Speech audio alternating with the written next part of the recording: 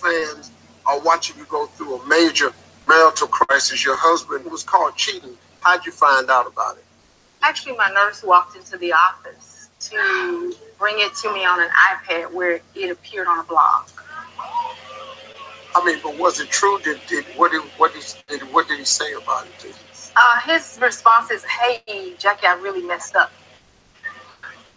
And, you know, my personality was to say, "I need some space, give me time." Yeah. Well, ladies, did you all support Dr. Jackie while she was going through this? Absolutely. I was there with her. I went to the church with her that next Sunday. And what I remember is Jackie telling me, "Don't look at me or I'm going to break down." So I looked away from her and I cried. She cried. It was a moment. Yeah. It was very heartfelt. As for me, my stance on the show, as you'll see this season of Married to Medicine season 5, I was very strong in how I feel about cheating. On the show, I think it was probably my husband, and I think your husband had said something along the lines, when a man cheats, it's the devil is coming against marriages. Right. My husband told me if I cheated, he would leave. But when I asked him if he cheated, should I leave? He said no. The devil attacks marriages. Women should not. It's just a double standard. It's a double standard. And he's an educated man. He just felt. Get this. And my husband said the fact that Dr. Jackie's husband cheated on her, she needs to fix it. It was her fault. That's what he said. It was her fault, essentially, and that she needed to fix it. See, I believe in exercising discipline and keeping your vows to not only your wife, but to God. Well, see, here's the deal. That can very well be your reasoning, that I'm not getting this at home, getting out that. But what I've also had to learn in my own personal life is you can't fix what's wrong inside your home outside your home. Right. See, so you're not going to. It just ain't gonna get fixed outside. Go out there and do it. Gonna fix it. Sorry, partner. And it's gonna create. To put a different spin on it, Jackie's at work all the time. I know men cheat for nothing. So isn't it inevitable if you're not spending time with your husband that you have? I'm not trying to be difficult, but I'm saying that if you're not spending time with him and he's asking you for time, you have an obligation to be a wife first, correct? I'm not saying it's right to cheat ever. I'm not blaming it on her, but men cheat for nothing. So if you're never home, isn't it inevitable? Well, see, here's the deal, because what you're saying is a double-edged sword. Yes, it is. But no, men don't cheat anyway. Right. So, no, see, y'all need to stop that. Men don't cheat anyway. Mm-hmm. There's no once a cheater, always a cheater. Y'all invented that. That ain't how it works. That's not how it works. You can actually get the better end of a man once he gets something out of his system. You can actually get the better side of a man. Look, let me tell you something. I've done a lot of things in my life and in my past that finally grew me up to where I got it right.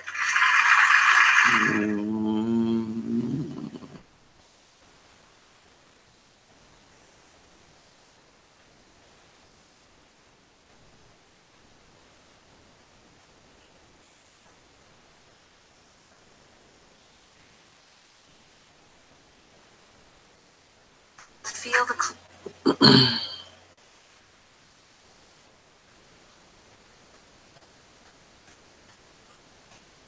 And the next morning, he woke up and decided he didn't need to talk to the counselor, that I was being petty.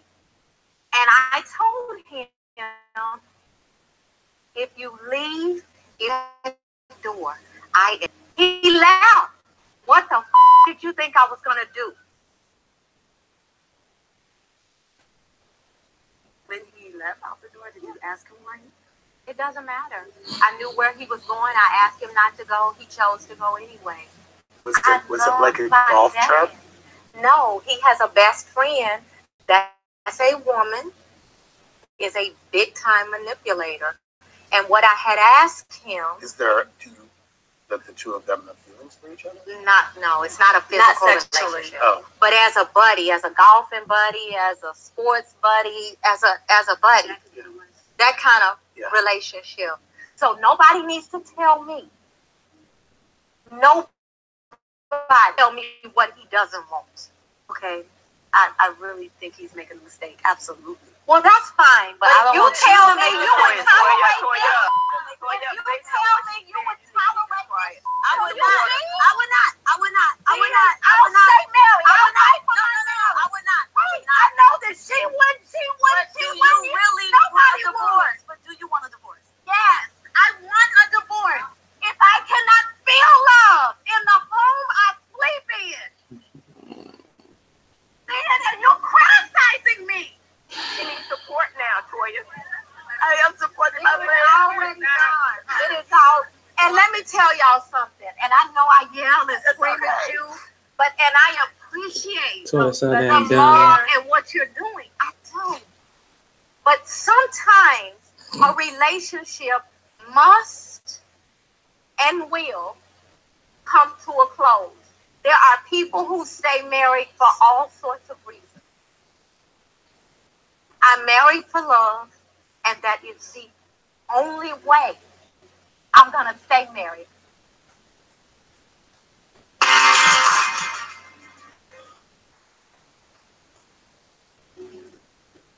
Simone got a nigga on the side. Simone got a boyfriend somewhere. You lying trick. Ooh, poor Toya, so simple. She don't even know. These heifers is all sitting here full of it. They so full of it. Poor Toya, look at her.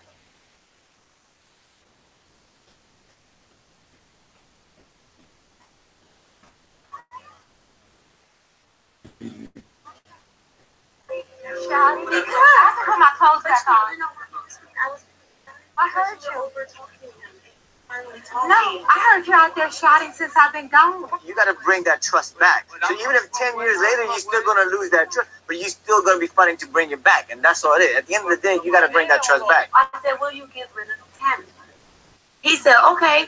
Does it mean that Simone's then going to do the things that she's supposed to do? And Eugene said, it doesn't matter. Even if you get a divorce, you got to get rid of Tammy because she's the reason. So, yes, because that's the truth. Trust me. Tammy is a friend, but I will give Tammy up. But the point is, She need to go. and that's okay. I can do that. But the point is that when I do that, this is going to be thrown in my face for the rest of the time. I agree with that. I agree with that. Yeah. And I'm going to tell you why. I agree with I think Tammy is a triangular figure. Like when two people have a lot of stress, which you all do, you got a very stressful life. She has a very stressful life. And so Tammy has been this friend of the family who's been sort of relieving that stress for you. And sometimes her. for Simone. And her mom, But see, and but Carmen, and my boy. Mhm. But now, But we Simone changed. We changed with time. overwhelmed. And she needs more from you. She Shut doesn't up, want it from Jackie. Tammy. She doesn't want it from these other, You shut up. third parties. She wants it all from you. Start a new list of things y'all got to change. Check off the one thing that you asked him to change because he's willing to do it. And let's move on. Don't go. It's okay. Ain't nobody judging you. We're going to love on you no matter whether you're single or not. But the bottom line is you want to work as hard as you can for your marriage. It's 21 years of wasted life. Toya, she bored, baby. You guys have done this for 21 years and winning. I don't know if anybody winning like y'all winning.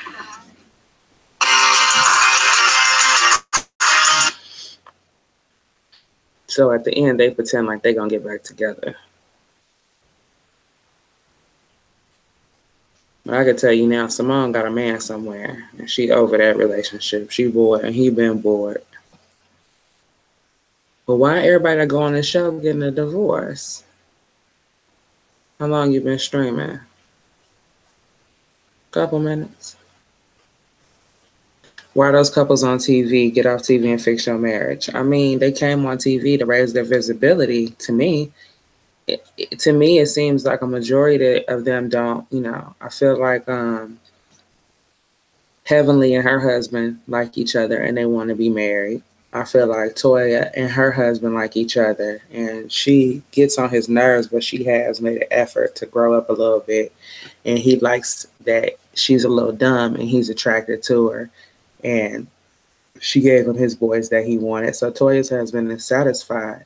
I feel like Jackie bored her husband to death because she's fucking boring as shit. Everybody knows it. And Quad has a horrible personality, and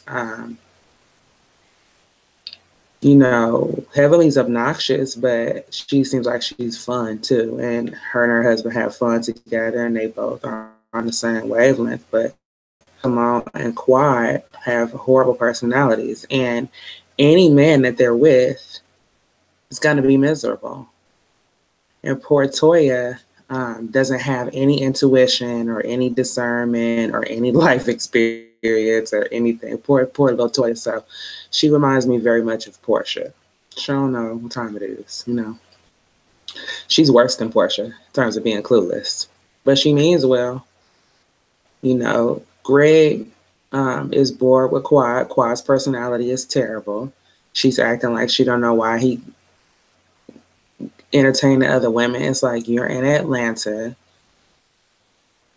Most of those men are not faithful out there, period, anyway, and you already know that. This is why they think that every man is unfaithful, because of where they are.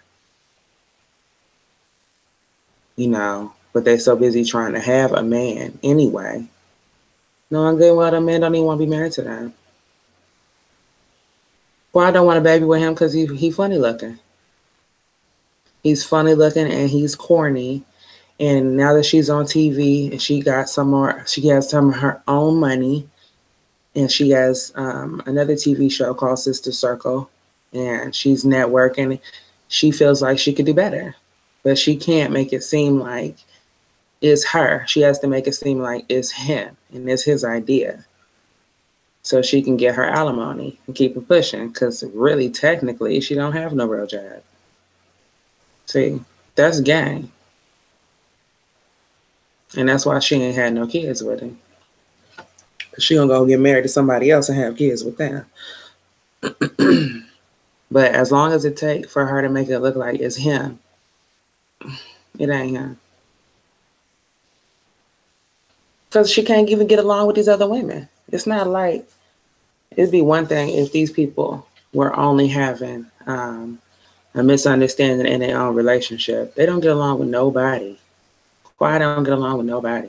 You know, I like Mariah and her husband, because he be defending Mariah crazy as hell, and he defends her and he got her back. I like their relationship. I like Kroy and Kim. I like their relationship. Quad, Simone, and Jackie, them bitches need to be single and they need to not complain about it.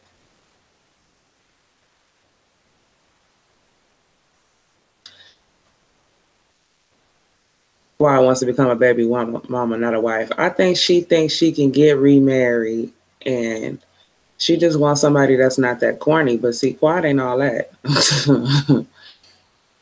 And Quad need to be grateful for what she got, because now she getting older too. And they're trying to compete with these men, and you just can't compete with these men. You can't do it.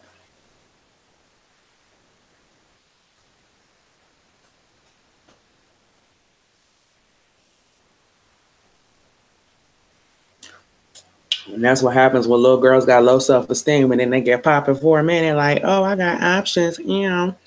Now I'm gonna compete with these men. You can't compete with these men, because man child do anything. That's how you get all jacked up. A man ain't gonna be crying in the corner neither when he do some freaky shit. He ain't gonna go home and take a hot shower and cry about it. He gonna go eat some Cheerios and sleep good. Your ass gonna be the one talk about you need some therapy, so it's no point. There's some young men running around here flirting with them women, Simone, funny looking ass included. That's not Jackie case. Jackie just want to be single. She don't want nobody talking to her when she get home, and I get it. Yeah. She don't want nobody talking to her when she come home. Okay, okay, Jackie. She need to be. Some people want to be single. You know, it's being married is a job for both people. You know, the men got to ignore stuff, and the women got to do chores and shit we don't be necessarily wanting to do. But if you don't do it, it ain't gonna get done. And they feel like because they work and they doctors, they can say, I don't have time to do this and do that. But the reality is that even if they wasn't married, they would still have to come home and cook and clean up and that type of stuff. That just come along with having a household. They just don't like those men like that. And they want them some excitement in their life, and it's okay to just say, forget it and get a divorce and go do that. But I don't want to see your ass on Oprah 2 years from now crying, talking about you old and you single and by yourself, because only some old, boring ass man want to sit up and wake up every morning looking at your old, boring ass. Sometimes you got to keep it real. Now, you can go find you some spice, but them young dudes is not finna sit here with your ass and stare at your boring ass every day for the next 40 years. So you bitches need to pick one. That's my only thing. I can't stand when women want to be single, then they get single and complain about it. Bitch, you want to be single, pick one. You don't have to be married. You don't have to be single. Just pick one. Y'all know what y'all want, and these men know it. And so they eventually, sometimes they just say, forget it. Stop playing games with her. She playing games because I do everything she wants and she still ain't satisfied.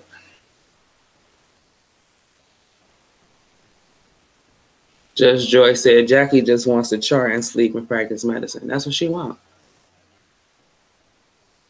That's what she wants. But see, she think he gonna move around the corner and still be her emotional support whenever she needs it. But that husband of hers is gonna go get him a younger woman. And he might not make as much money as she does, but he make enough money to satisfy some 28, 29, 32-year-old woman with one kid and no kids and start all over again. And have babies, something she already can't do. And she gonna be sick as hell when that man run around here with 2 brand new babies and be smiling from ear to ear and growing new black hair on top of his head, which is exactly what's gonna happen. Mark my freaking words. That man is some type of IT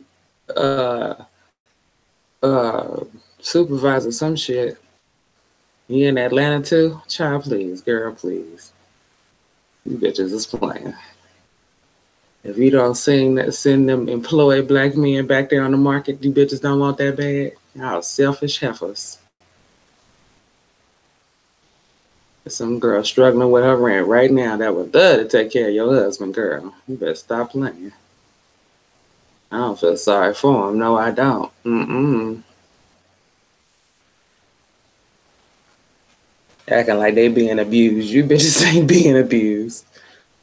Jay said, quiet husband to get remarried and have kids. Quiet will die alone with ferrets, cats, and puppies. Exactly. How do you feel about men being unable to tell their wife, I love you?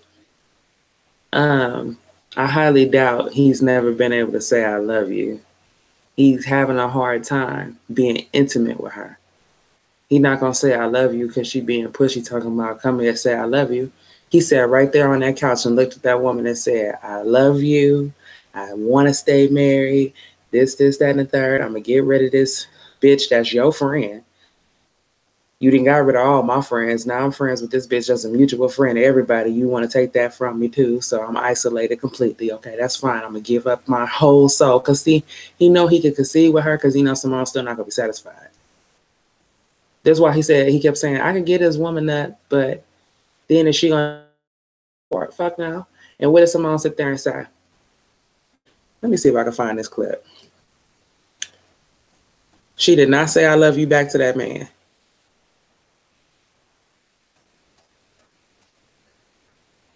She did not say I love you back to him. See, Simone is full of shit. But these men not gonna get on here. These professional men not gonna get on here and clown these broads like they do on Jerry Springer and Steve Wilkos and tell you all of their business and all the times they done busted these bitches doing something trifling. They're not gonna treat them like that on here. But these ain't no innocent women, honey, sure. You seen Simone they went on vacation and Simone picked the what was it called? The Satan room, the Lucifer room, some shit she picked. What's going on? These little hussies ain't no angels.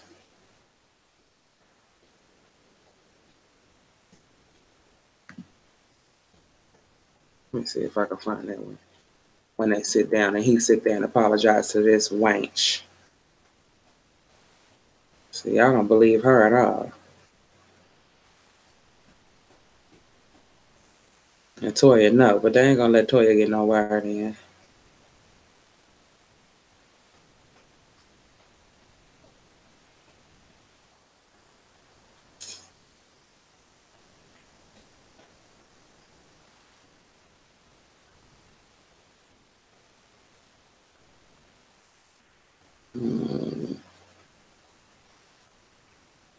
Dr. Simone said she is not pretending to get divorced from Cecil.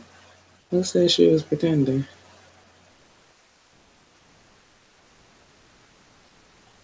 I don't see it, but Simone is full of shit. That's for them cameras. So you mean to tell me you want a divorce because your husband don't say I love you? What else is he doing to you? Nothing. You are a nag. Because you bored. You bored because these brothers don't do nothing. They not exciting. They really not cheating on your ass enough. They ain't doing nothing to you. They're bringing their boring ass in the house every day looking at you talking about what we gonna do. And you want to be swept off your feet, but then once you get out in public, you don't know how to act. That's why he said she tired. She don't want to go nowhere. We go out, she falling asleep. She don't want to make time for me. You could be boring like that, but then when they out in the street somewhere, you can't complain. You got to pick one. So what happens with women is, I think women get married or get in a serious relationship and then be like, damn, I can't run the streets like a man. At some point, I'm going to have to compromise and sacrifice parts of my social life to make myself available. And yeah, I mean, you can call it a double standard all you want to, but you can't be in the streets. Because they want to go out, just not with them niggas. They want them to pay the bills and wake up Christmas morning and holidays and all of that type of shit. And other than that, they ain't got nothing in common with their husband no more, nothing to talk about, and they're bored. They want to go out with their friends. They want to hook up with young men. And the men are saying, well, hell, I want to do the same thing. And let's all just play dumb then. No, we can't do that because we on TV, and you being a man, you don't know how to do it without getting busted like I do. See how I can get on TV and talk all this shit when you know and I know that I got somebody on the side too? What's up, Chronic? So I don't know. I just feel like we get on the men, but this is a prime example situation where these women are at fault. The cheating is a byproduct of something that's been going on in their relationship since forever. Have these women been ladylike or even remotely trying? I mean, these heifers been fighting, hair pulling by the pool, acting a fool. All of them got some nosy ass, meddling ass mamas that got to be involved in every detail of their grown children's lives. I'm surprised these heifers are still married as it is. The street life. For a nickel or a dime, street life. Oh, street life. Feminism caused this. I mean, I don't know that it fits necessarily a feminism issue. I just feel like because women are getting married later in life and are much more independent of themselves and not as reliant on their parents and that type of stuff like that. They get involved with a man they don't really need, and then they get with him and realize they don't need him, but it'd be too late.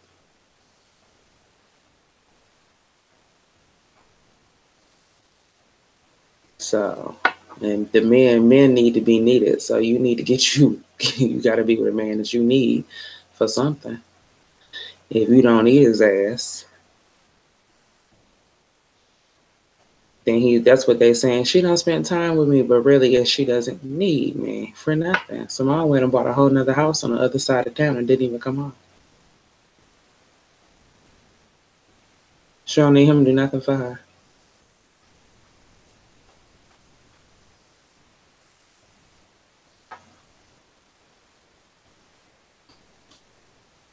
Shit. Then they want to talk about them niggas ain't cheating on them women. They are not cheating, because if they was cheating, it'd have been gone. It ain't hard at all to take any one of them. Believe that. If anybody had really put their mind to it, all three of them have been divorced long ass time ago. So they can forget that. Lots of women tell their men to stay at home while they breadwin, and they miserable in the marriage the whole damn time. What's up, Jesse? They miserable the whole time. Because as a woman, you need your man. If you don't need him, then you don't need to be with him. And there's nothing wrong with being single. It's 2018. It ain't gonna kill you. Just don't complain. And don't go out with men and say you're looking for a relationship and your ass really want to be single. And then sit around here and be like, oh my God, he expecting me to come home every night. Do all this wifely shit. Like, yeah, girl. What's up, C?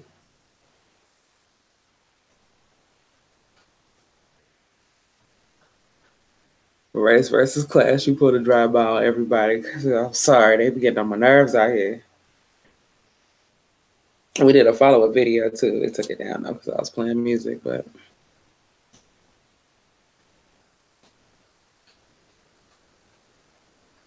being single sucks. It's lonely, but at least I don't deal with crazy. I mean, you ain't gotta be, listen, single is what you make it. You ain't gotta be lonely. If you're looking for a relationship, you have to look for a relationship like you look for a job. Now, okay, you got to think of it like this. When the government is trying to calculate how many people are unemployed, what is our national unemployment rate? They don't go and look for everybody who doesn't have a job. No, they only look at people who are of working age, who are not looking, who are actively looking for a job and not able to find it. They don't calculate minors. They don't calculate people who are disabled, can't work, ain't trying to work, have given up looking, something mentally ill is wrong with them, or they are wealthy and they don't need a job, so they're not looking. Or people who are already employed, obviously, and people who are entrepreneurs. They don't count them either. They're only counting people that are actively looking. So actively looking to be in a relationship is one thing. Now, when you want to be single, like these women that want to be single but don't want to admit it, it's like you don't want no job. They don't want no man, but they just don't know how to admit it because they got all these girlfriends and sorority sisters and bitches in their business. Bitches they showing off for and keeping up with. Simone, Jackie, and Quad need to go on get divorces.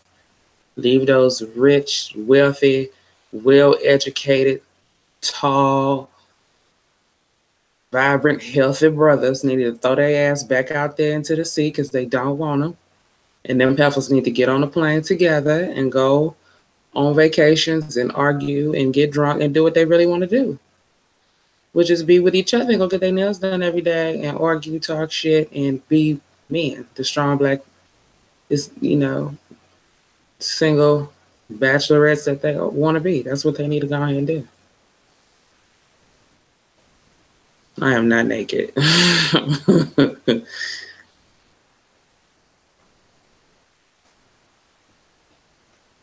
I just don't want all the lights on that it requires for me to have the camera on. It messes up my radio ambiance. C said, I enjoy my singleness. I don't want to be in a relationship, but I'm still working on my confidence and identity.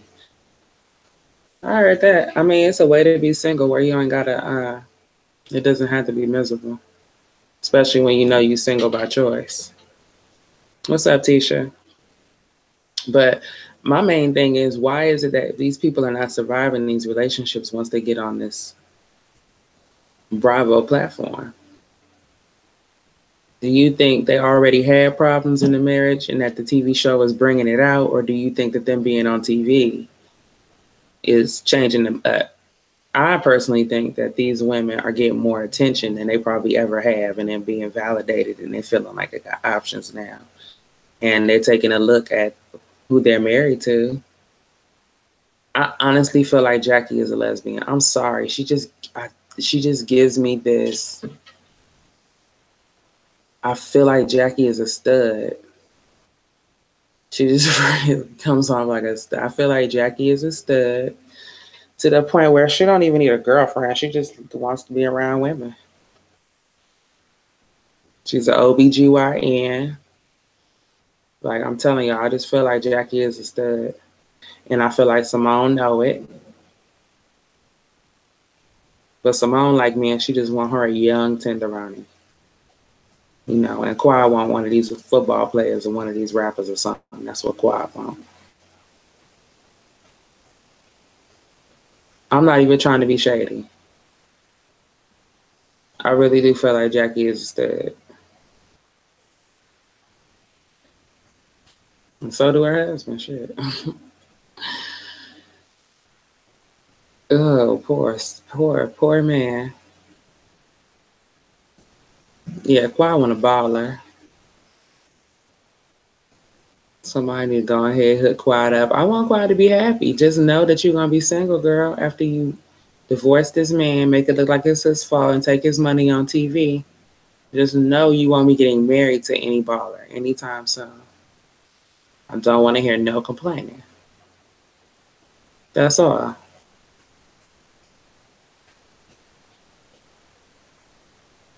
Lauren said, reality TV is unwatchable. Tab, boring combo. Well, I mean, as far as I'm concerned, it relates to marriage and relationships.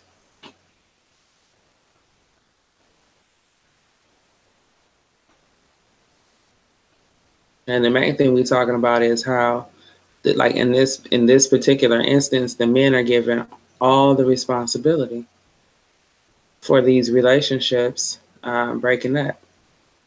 But meanwhile, we're watching these women not get along and not be able to listen and communicate with each other.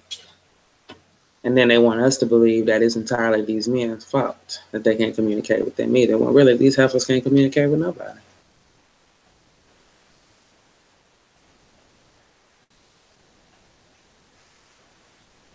And sometimes it is the man, but this time it ain't nothing wrong with them brothers. Ain't nothing wrong with them. It's sad to see black women unlucky with love. They ain't unlucky. I feel that reality TV just brought out what was already there but hidden. They ain't unlucky. They ain't doing what they want to do. They're not with who they really want to be with. It's a lot of people that get married to somebody's resume trying to look like a power couple. You know what I'm saying? Oh, she's a lawyer, she's a doctor, she's this, she's that, and you know damn well you're not attracted to her like that, and she ain't feminine enough and sexy enough for you, and you know that you think about sex 85% of the day. But you so smart, you want to be with some woman that don't half-ass want to have sex with you. Genius. Because you want to pretend like you so mature and you want people to think of you as something else other than a ham.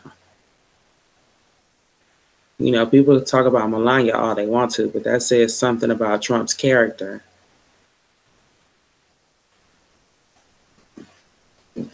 Granted, she did go to school. She got like a degree in architecture or something like that. She speaks 5 different languages, and I'm sure they find something to talk about. But the point is, Melania is an attractive woman. He know what his appetite is.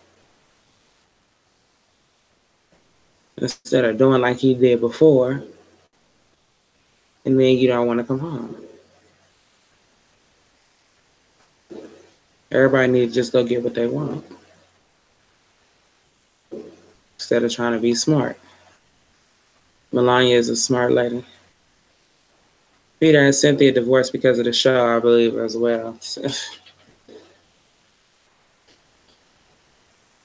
Cynthia let Peter do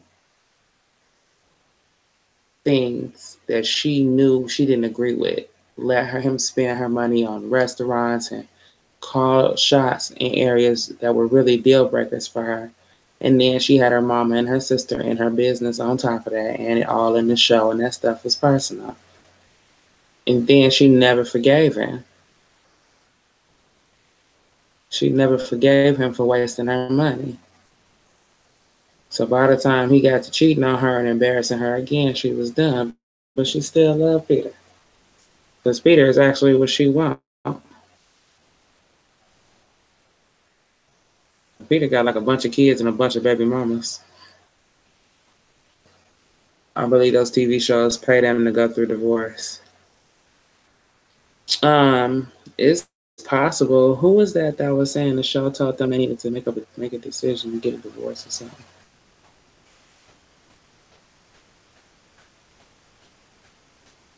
Majority of the women on there are housewives. Nope.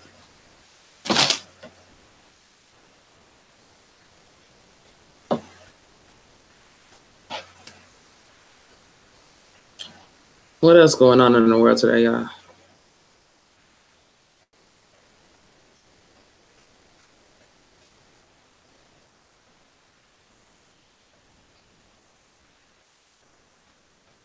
Clean.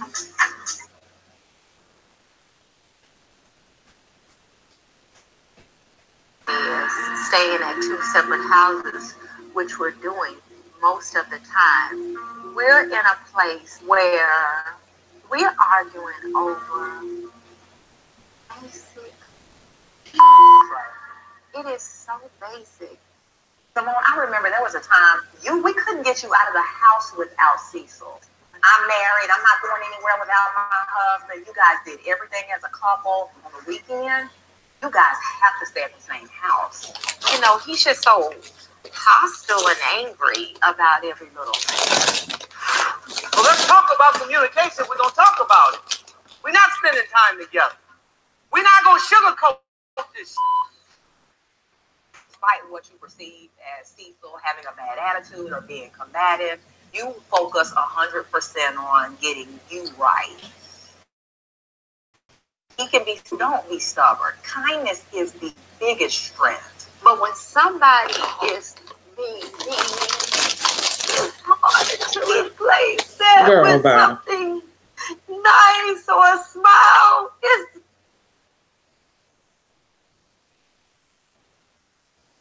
Oh, God. difficult. Right.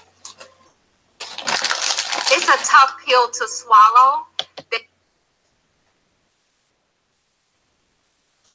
Who in here let their man get loud with them like that?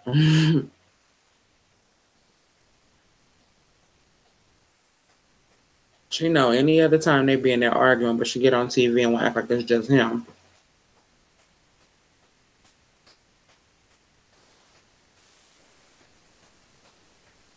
Because, you know, he would have got told, say so low in your time. But she wants to make him look abusive. I'm not buying it, girl. Because everything this woman told you to do, she talking about but nothing. No, it's the therapist's responsibility to ask her, girl, what do you want? She don't want him.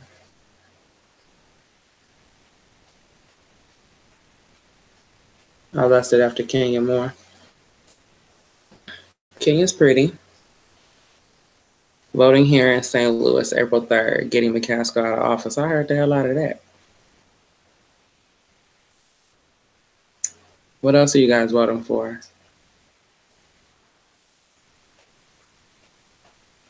That's Married to Medicine. That's the show. Kenya's attitude got better after she married Mark. Kenya was putting on a show for Mark because she didn't want him to know how crazy she is. Okay. He is a very, very deceptive person, this Mark Daly guy. He is very deceptive. She does not really know who that man is. she's very desperate, and you know what she want is what she had before, that crazy abusive, crazy in love young tenderoni, because at least she knew who he was.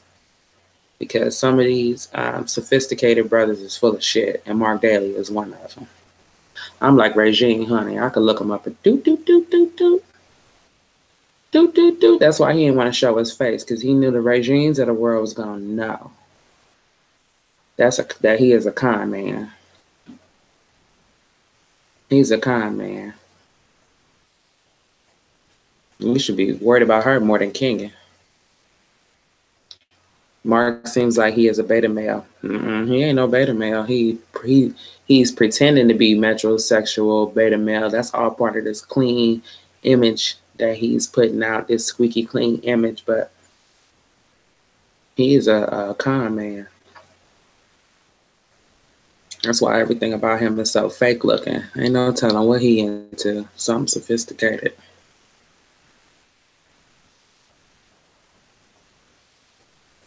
What else? Tell me more. Wall Street fraudster. Could be something along the lines. Honestly, what I get, and this, I don't know anything about, never read nothing about him. My guess would be that he grew up in the streets and he has learned that he could create whatever persona he wants and talk his way into people's lives. And that is what he does. Do you think he might be a down low? Not necessarily. I think that he's money gets him off. That's his whole thing. That's all he's worried about is money. So he's not going to really do too much deviant stuff that's going to compromise his money, which is why he don't get mind being married to homegirl, because he don't really necessarily even keep up with a bunch of bitches. That's why you don't hear a bunch of them coming out the woodworks. The women that have dealt with him, they are too afraid of him to say, you know, whatever their liaison was with him. Is he worse than Tyrone? Tyrone is like Phaedra's husband, you know, doing what they see the Mark Dalys of the world do. They trying to keep up with the Joneses. There's a lot of criminals down there in Atlanta and thinking they sophisticated, and a lot of brothers trying to get on the white collar criminal tip because it seems to pay off better than, you know, drugs and that type of stuff.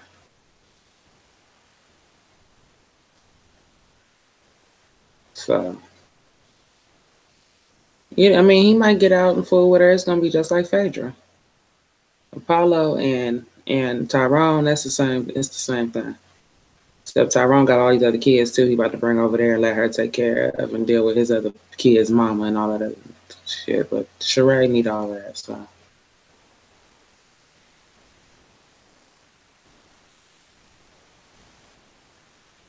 they said he was in debt $100,000 and Kenya paid that off. See, he already working her pockets. He is a con man. Shit, dude. Kenya might not even be married. Remember who we talking about? I can't move back to Atlanta. Too ratchet, but the cost of living is great. I heard that. How was Phaedra doing? She was a short stack for sure. Phaedra alright if she leave that comment out of her life. Get away from all these heifers trying to, you know, with no business, because Phaedra got too much to lose. What did Kenya do? Kenya got married and didn't tell nobody and didn't invite nobody. Because Kenya know he a con man. And when it all come out, she gonna go run it back to that last boyfriend. The crazy one. I really do love her. That's why he was trying to kick up in that house, because he loved that Kenya. He loved that girl. But he was so dumb, he didn't know how to express himself. Poor baby. He was so stupid. Oh, the 100,000. They saying she paid off Mark Daly's debt. Yeah. Matt. She gonna go back to Matt. Matt loved Kenya more. He sure did. All she had to do is keep him fed, well dressed, with nice clothes, help him start. She should have helped him start a fitness company and stuff. But then she wanted somebody more sophisticated. He was dumb and a little embarrassing, but girl, that's what she really wanted. That's all she had to do. He was gonna give her a baby too, a real one.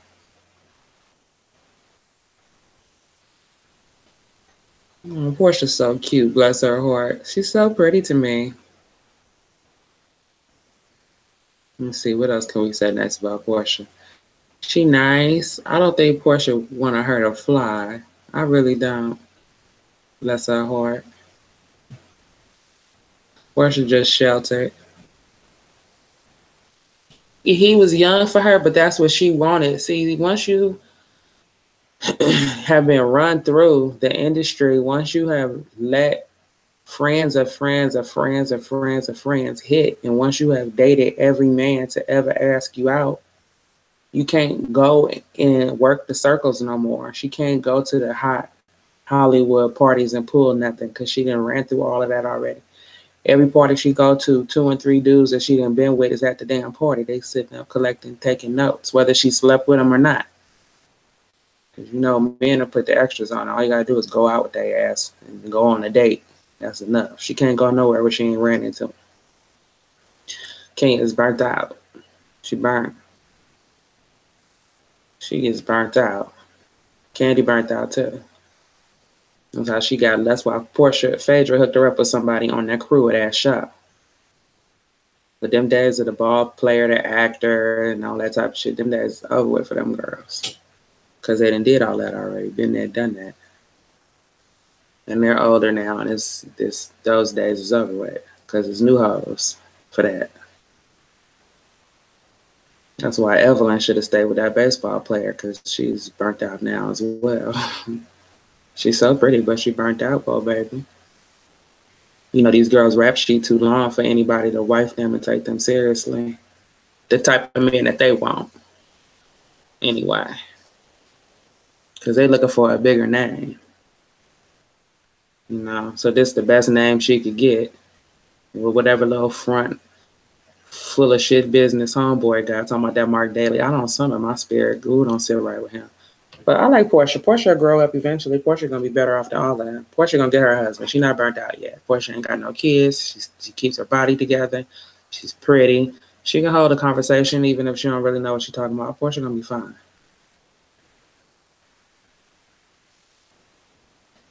She shouldn't have dated that gay man. You know, they gonna probably make her get tested. Because they're gonna want to know how done Portia. You sit here pretend like you didn't know that man was gay. I'm sitting there watching the show. My dad came in the room and said, "Oh, who is that? She fine." I said, "Oh, that's Portia. She's married to Cordell Stewart." He said, "Cordell Stewart? Cordell Stewart don't even like women like that." I said, "Ooh, Daddy spilled the tea." So he told me the whole story about Cordell Stewart. Something funny happened in the locker room. I told the whole little story. Long before Wendy even said something. So I'm like, oh, so everybody heard this story? He's like, it's common knowledge about Cordell Stewart. Cordelia. Evelyn got a stank attitude. Oh yeah, but they don't care about that. Lauren says, thanks for the video. Got a split. Have a nice night. Hope you and the family have a wonderful Easter. Hope your baby finds lots of eggs. Oh, thank you.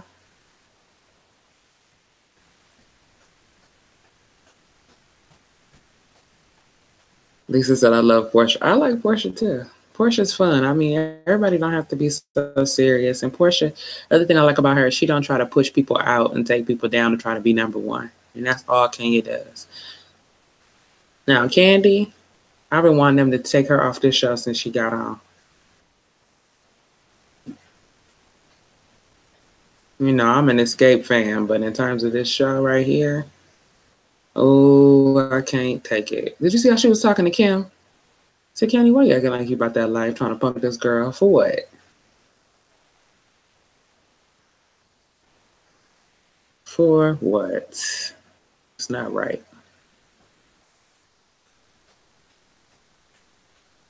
I think Candy blew that whole Portia and Phaedra thing way out of proportion. Don't nobody think you trying to drug Portia. I couldn't even believe that shit was a storyline that got dragged out like that. And the fact that she's sitting here crying over it is so ridiculous. Candy irks my nerve. Oh, I don't like no Candy breasts. Not on this show, I don't.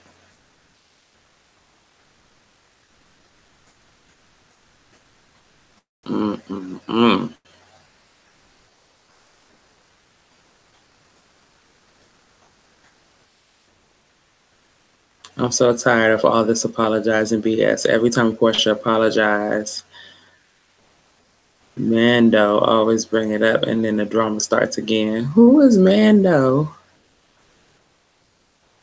You talking about Marlo? If they don't get that bitch Marlo Hampton a peach.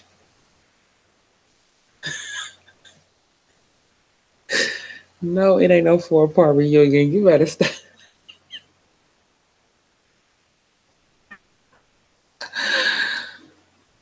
Listen here. Who watched Trina Braxton on Ayanna Fix My Life tonight? This baby in here asleep, so try not to be too loud. Oh, you meant Candy. It's Candy full of it. I mean, everybody kind of brings it up to irritate Portia. Portia, that's all right. They're going to toughen her up for us all over with.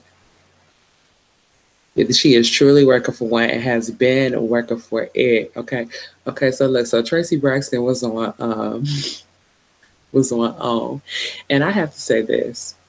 I am not here for it when Ayanna gets with these regular people, because a lot of times they need a lot more support before she starts opening up things they have hidden in their subconscious. That's what happened like with that little girl that found out she was adopted and all this, and she flipped out on Ayanna, and it's like, you basically did months of therapy with this girl in a matter of one weekend. So, and then with no plans on supporting her through it. And I don't like when I feel like that's unethical for her to do that. But with the celebrities, because they're so busy wanting attention and fame, I feel like Ayanna is the perfect recipe for Neffy and Tracy Braxton and people like Trina Braxton, and people like that. So she had Gabe and her 2 sons on here. And but it's a part where Ayanna tells Trina, like, you know, your mother taught you how to be hateful and bitter. And Trina like owned up to it. And she was like basically saying her and her sister's been modeling her mother's behavior. And I thought that was really deep, and I'm wondering how them sisters gonna respond and how the mother's gonna respond to that. I try to avoid the OWN channel. I really don't watch nothing on OWN but Ayanna, depending on who she got. I hate Ayanna with my heart and soul. Don't nobody be fixed when they leave that show.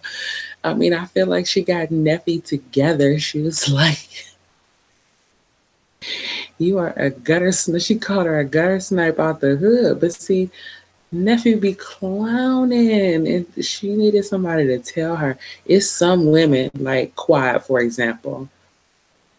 I need Ayanna to get to Quiet and let her know, honey, your attitude and your personality is jacked up, homie. And you are a horrible person to be around. So you need to figure out who you really are, girl, because this persona of yours is obnoxious. It might be entertaining for TV, but like in real life, and there's so many people who get on TV and get a persona and then they talk to everybody like that. They're never off. They're like method actors or something. I was done with Ayanna based on the kidnapping case. Yeah, she didn't do that right. She didn't do that right at all. And then when the girl said she wanted to go home, she should have let her go home. And the last one was like those 7 brothers or something. I ain't watched that. I like when she did the celebrities though, because people like Tracy need it. That DMX episode, that was funny too.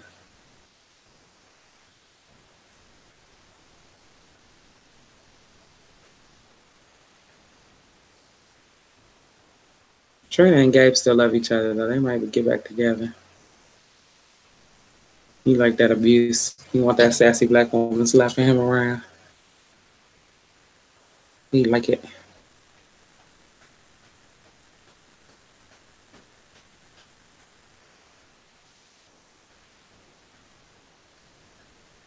I wish they had that clip on here of Simone and Cecil, so you can hear this man apologize to her and say everything she wanted to hear.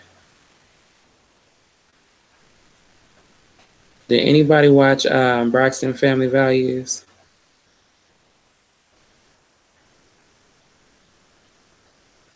I think I caught like half of it or something. Why they get rid of Lisa Nicole? She got tired of getting cheated on this show. See, now Lisa Nicole, that's a different situation than these other girls. Her husband is just a damn dog. Darren's ass was a dog. That's all. There's a difference. He was a dog. And she was trying to keep his ass at home, and it wasn't no saving that, because, child, he a dog. I had to watch paint dry. They act like they never left each other alone. Gabe and Trina, right.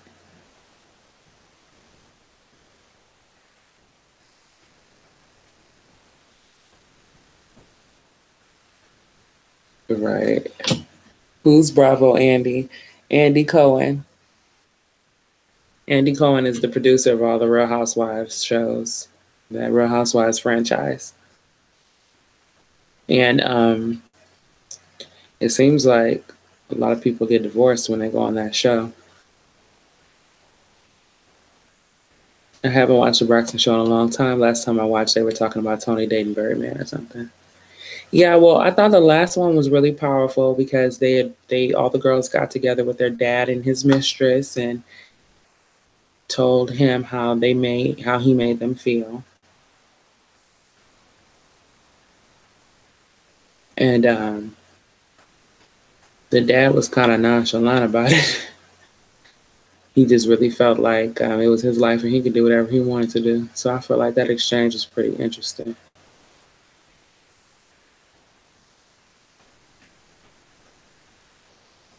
Tamar is another one that want to be single. Loves making black women look ratchet, but will put you in your place if you insult the LGBT community. Well, he can't say nothing. Didn't like that episode. Oh, when they had confronted the dad. How'd you feel about that?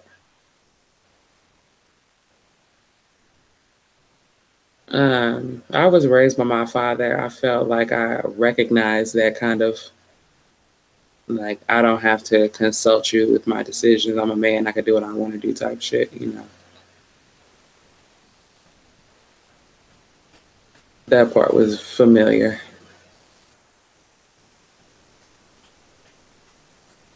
But I feel like at their age, seeing as though Tamar is 40 years old and she's the baby, I felt like all those women were old enough to know that about men.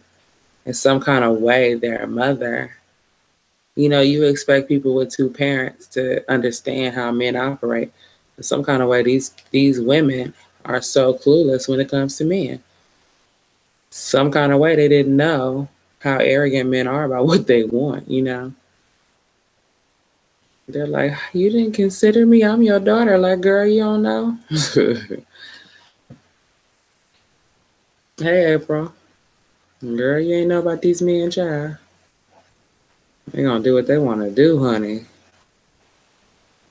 And ain't no woman gonna tell them what they can and cannot do. That's how they are. Especially not the daughter.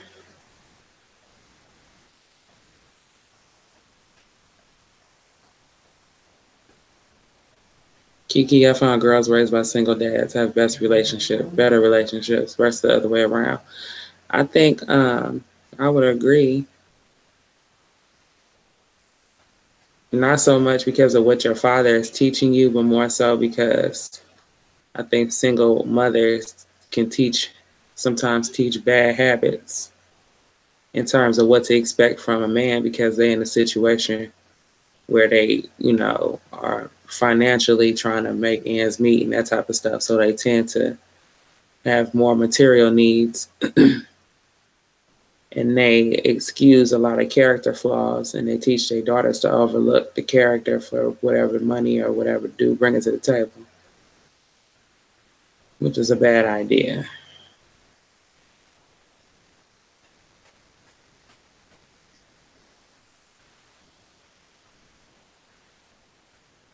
Unless you crack their heads.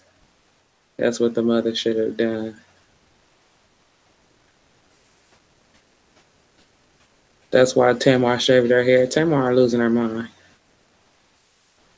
Because Tamar is in an abusive relationship with herself and with the Pillsbury Doughboy. She needs to let his ass go. And she needs to leave her jealous ass sisters alone for a little while.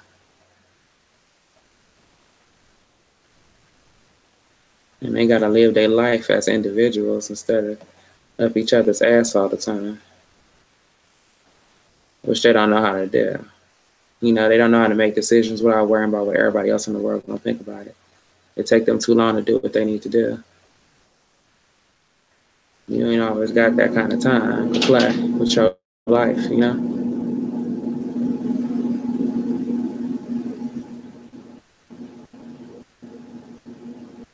But I know what Tamar wants, to get the hell rid of Vince's ass.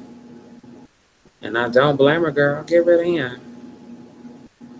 She just don't want to look bad. Child, please. You gonna be miserable while you still young?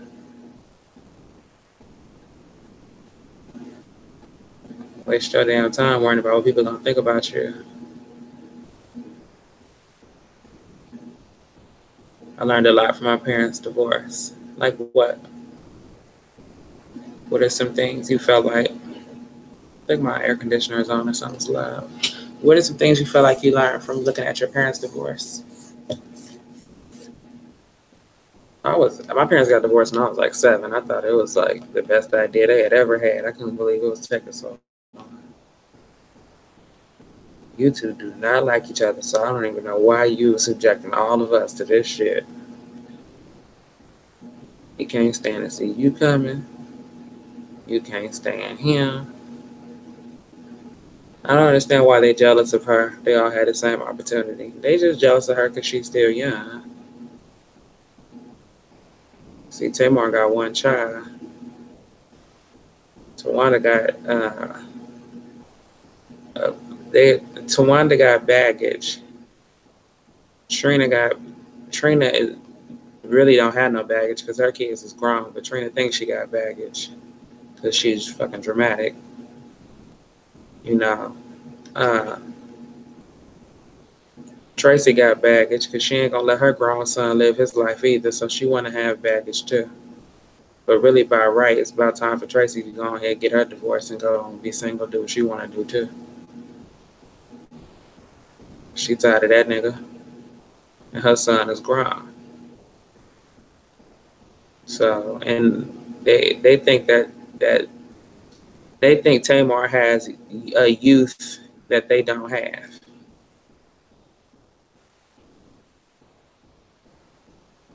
And that's what they jealous of. Not only does she have the youth and the opportunity, but Tamar wastes her opportunities. She wastes her talents. She wastes her energy. You know, Tracy and Trina wish they could sing and perform as well as Tamar. The ones that don't care one way or another. The other ones do. And they feel like Tamar has everything and she wastes it. And she does. My dad is Nigerian, my mom is black. They had different beliefs. She was taking care of him. She was working full time and couldn't afford to be a stay-at-home mom because my dad wasn't financially supportive. And was she happier after they got a divorce?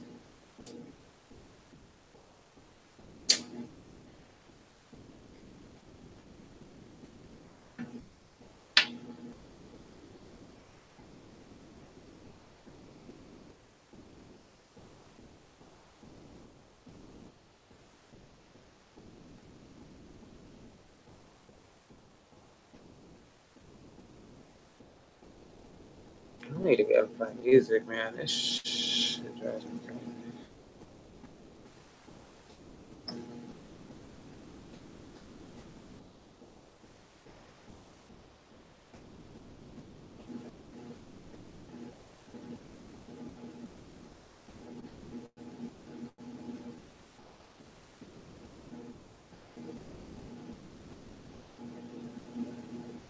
Said, yeah, it's still sad though. It's sad for her or it's sad for you? Jay said, what happened to the Braxton sister that was married to the Mexican that put GPS on her phone? That's the one that was on Ayala tonight, Trina. You feel like divorce is sad in general?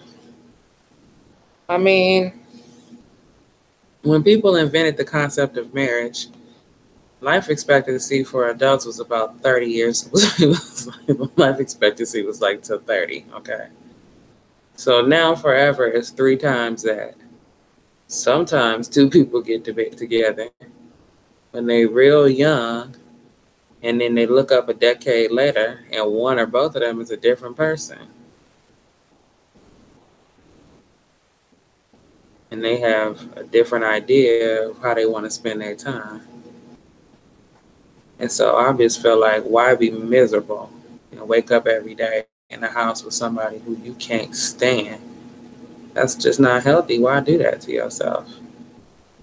You know, sometimes people get a divorce and then become best friends. Like Patti LaBelle live around the corner from her husband. And my guess is homeboy probably was just gay and they had everything in common except for that part. Donna said people grow apart. People grow apart, exactly. But you may as well go ahead and end it than to stay in it till you become miserable and then you make everybody else around you miserable. There's just no point.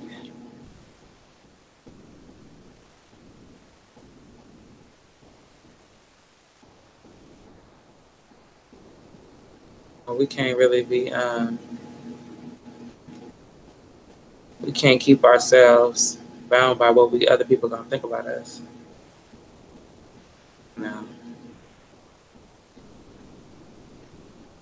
Sometimes you get married and everything is fine, then somebody start tripping.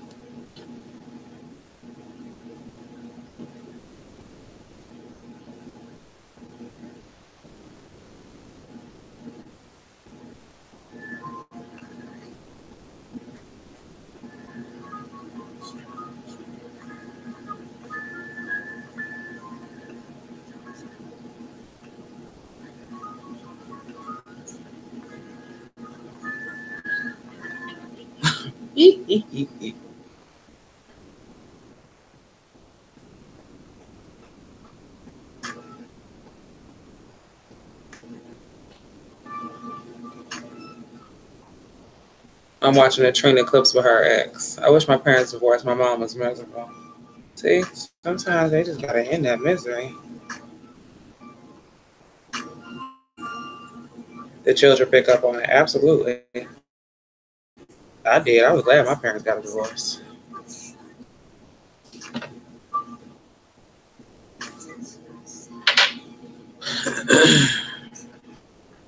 That's not the song I was looking for either.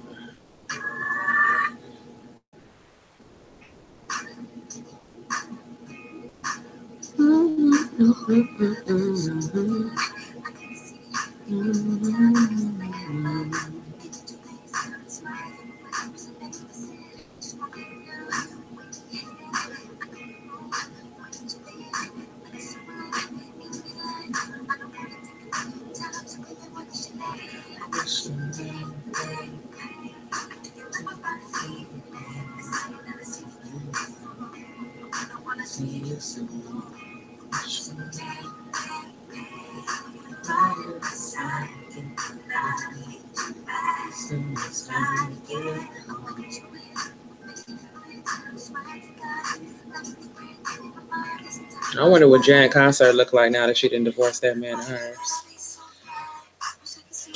She was all covered up before. Nolan said, my parents divorced and it was sad. Oh.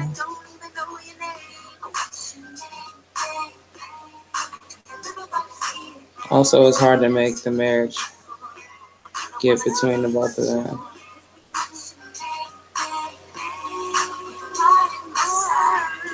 Hey, Cozy.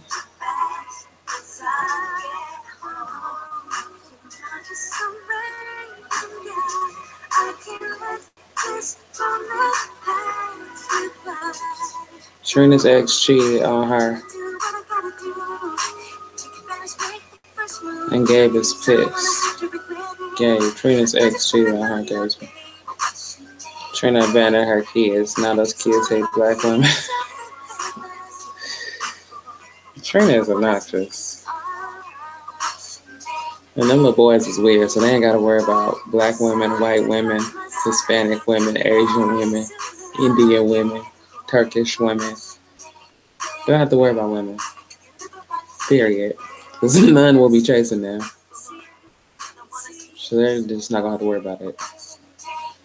Especially that big one with that pressed hair. He ain't got to worry about no woman. Okay?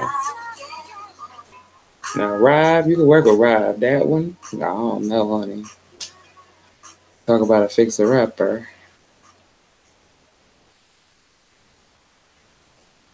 China is the worst hoe in centuries. It's one thing to be a hoe. Then you're going to be bad at it. Just no follow-through. No nothing. She already got another baby daddy. How many baby daddies she thinks she going to be able to get?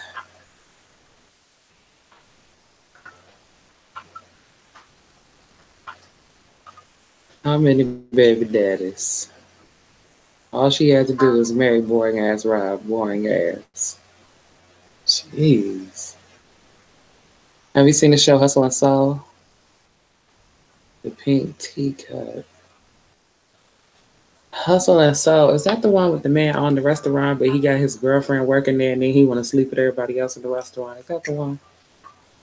Because I watched 2 episodes of that and wanted to whoop his ass and I had to cut it off.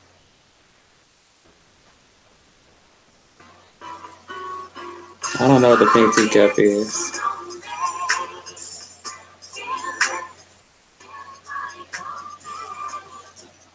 Oh, child. Oh, child. Ooh.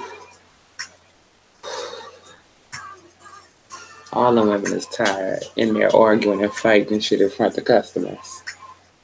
Over this, want to be how to be a player, want to be Bill Bellamy ass.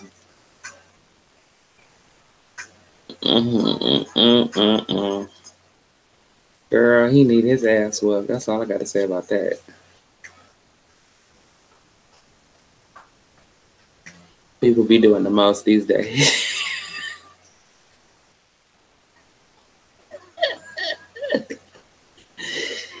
How you gonna date this girl? Then tell her she the general manager, then want to bring in other women, then want to sleep with them and leave them all in there. Don't show up. Don't show up. Leave them all in there. And and he petty too. He a petty little queen.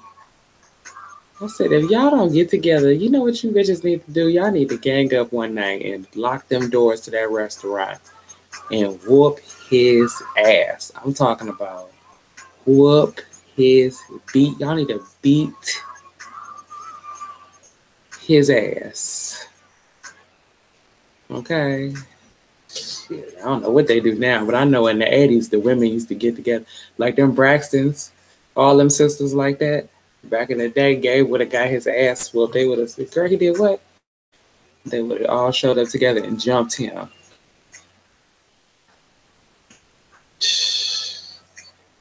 They don't jump him no more, child. These men, that's what's wrong with them. You gonna sleep with them and have them working together. They supposed to get together and beat your ass. good to where you got to hide from your mama for a while till your face heal up. They supposed to beat his ass and come to work like nothing happened. I bet you he cut that shit out. I bet you. I bet you he cut it out. I hire a bunch of girls with nothing going on and sleep with them all. What the hell wrong with these people? He only do what they allow. I know because I ain't beating his ass. These men know when shit is hard out here. Every time you meet one of these men, you in route going to work, minding your business, and they getting to offer you shit.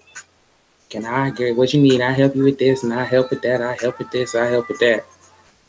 These girls be needing help, but they always come with, now once I give you this, I'm gonna treat you like shit. Now you can't say nothing because nobody helped you. Don't nobody want that kind of help. Said they weak.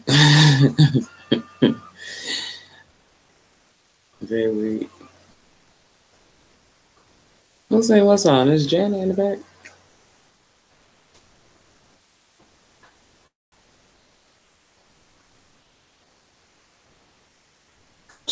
He would cut it out. I remember dudes used to get jumped. Girl, he did what? He punched you in the face. We coming over there. It'd be her sister friends, the neighbor, some other bitches who just like drama. Pull up at your house, pull their bats out the trunk, and they used to beat their ass.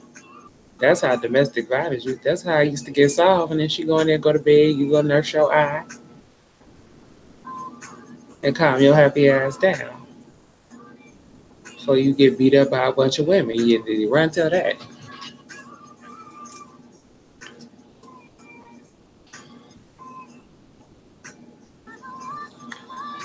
Jay said, Trina Braxton, damn, we have a problem. Who is we?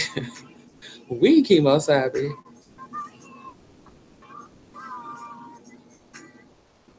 April said it has to be for the show. I wouldn't embarrass myself like that.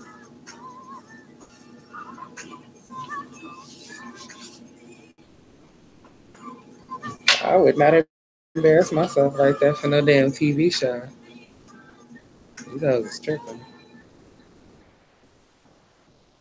Jay said, we got problems.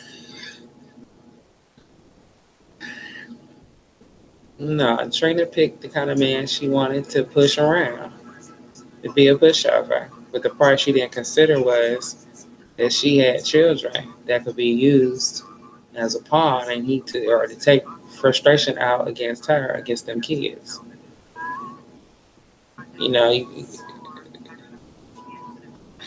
Jay said we black people. Trina was chasing fame and Gabe was chasing ass. Well, Gabe ain't black, so. And Trina don't want to be black, so. Nolan said, I remember back in the day, if a man had a woman, a lot of men would go beat his ass. But see, I ain't that old. I got born after they quit doing that.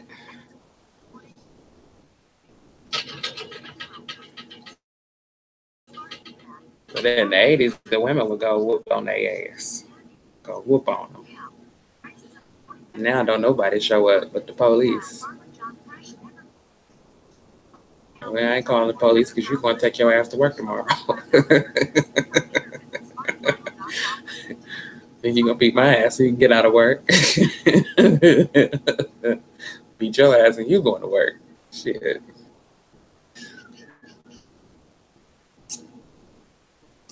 What happened with Fab and his woman? He knocked her front teeth out. I don't know, but I don't even know what's going on there. His rap name is Fabulous. So that should tell you something right there. Should have been a clue.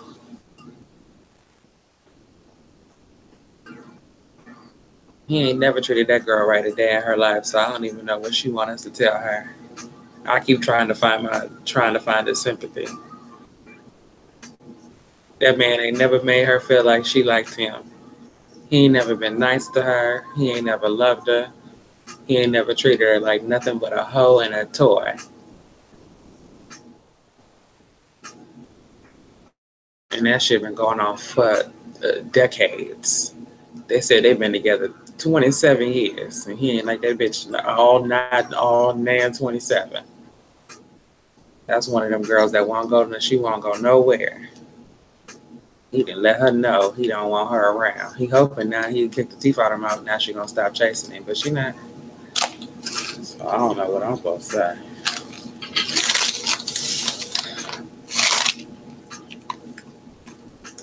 Everybody want to get on TV and cry, boo-hoo.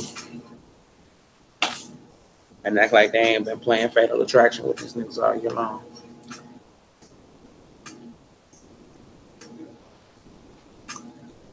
And they stalk each other. They have makeup sex. And go around their friends and pick and choose what's part of the story they're going to tell. Did they ever follow up on the story with the lesbian couple and them black kids? I haven't heard anything. My dad and uncle beat the hell out of my aunt's first husband after he threw hot grease on her. Oh, hell no.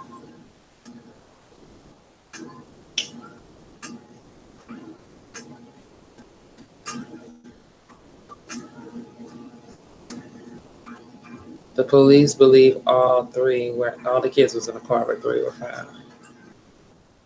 Exactly, that's all she was to Fab. Yeah, all she is a toy. Gabe said he was mentally abused. Gabe ain't used to getting talked to like that. You know, all that cussing and fussing. He like it turned him on, but he ain't used to it. And Gabe's ass is lazy, you know. Trina probably told him to get his lazy ass up off the couch and get his ass in gear because he didn't know who she was and who she was and what she wasn't dealing with, what she wasn't. Come on now. You must not know who I am. I'm Trina Braxton. Get your ass up and get it in gear. And he was like, oh, my mama don't talk to me like that. I'm abused.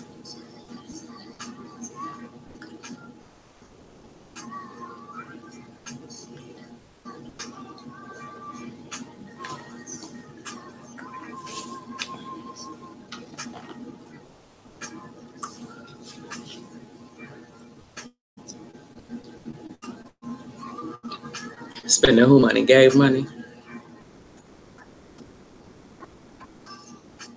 He was working from home doing something IT related or something, right?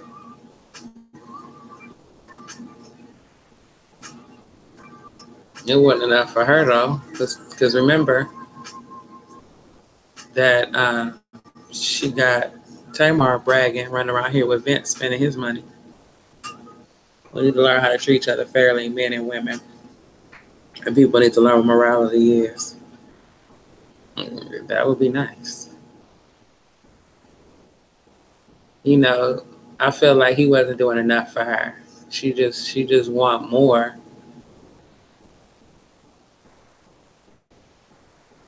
And it just is not realistic. She want a multi-millionaire, you know, athlete, whatever the case is. But she ruined that when she got pregnant and had them 2 kids. Well, wherever that other dude is, that it disappeared, ran off somewhere. So, you know, it takes a lot of effort. You're going to get you a baller. You can't have no kids and nothing to do because you got to go to the games every night. You got to be half naked, standing around in the cold at all the VIP clubs. You got to be there when the airplane land in the hangar. You know. You got to be at the gym all the time. All day long. You can't do that when you got kids. So then she got with this modest man and it wasn't enough. He gave her money for bar chicks. Tamar want attention. Tamar getting attention. Tamar is losing her mind.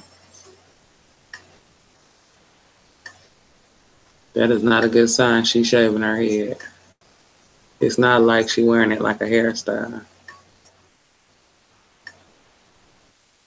I won't be needing my wigs anymore. Girl, them wigs ain't got nothing to do with nothing. You losing your mind. Because you don't think for yourself. And now you don't know what to do. Worried about what everybody else gonna think. Shaving your head is not gonna help your brain work any better, bitch. I don't know what to tell you. You did right when you got your ass off the Instagram because you're not 14 years old. You was a 40-something-year-old. And get off the internet. You know what I'm saying? With that kind of money, child, please hold my cause. I would get my son, get on the plane, and go find me an island somewhere and let somebody bring me margaritas until I came up with an idea.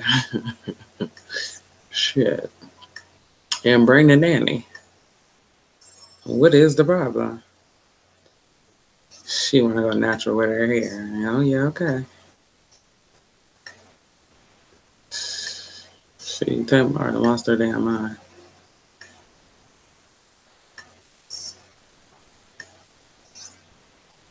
She having a nervous breakdown. Ain't none of them thinking for themselves. Nope, they not. They not. It's sad. That's really true.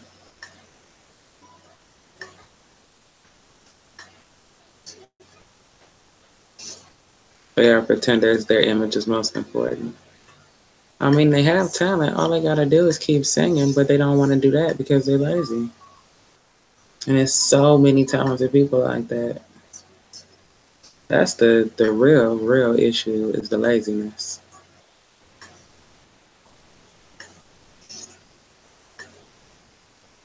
I said, just be real. They can't, apparently. How y'all feel about Insecure?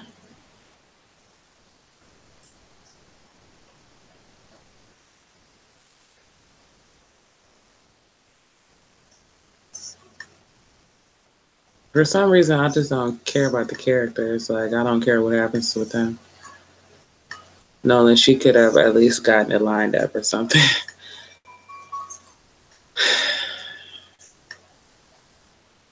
I wasn't even about to talk about the fact that that girl don't have no edges.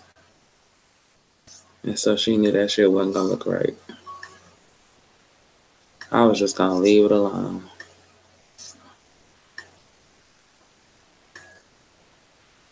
Yeah, I can't get it Insecure. I don't know why.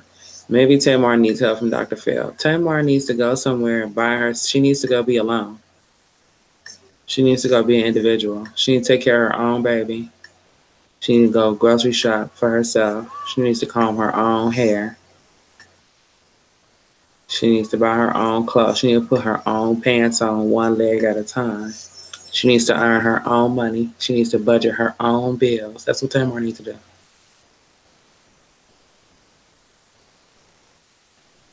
The comedy was too raunchy for me. Yeah, it is raunchy. And then it's something like kind of clueless about them that I don't understand because I don't feel like it's a good depiction of LA or LA women either. Do you watch the Book of John Gray? I watched the episode today. I think he's doing some noble stuff on that show, but he need to stop preaching to everybody and he need to go on an island somewhere and eat coconuts and run around and exercise and get his body together.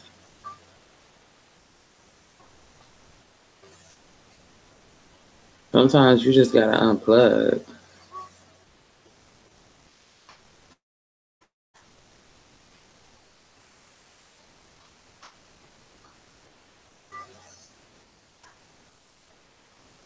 No, Tamar needs Steve Wilkos. Most women, or most people, period, just need time by themselves. People spend too much time listening to other people, and they don't even know which thoughts are their own. And then they can't make a decision, and they get stuck.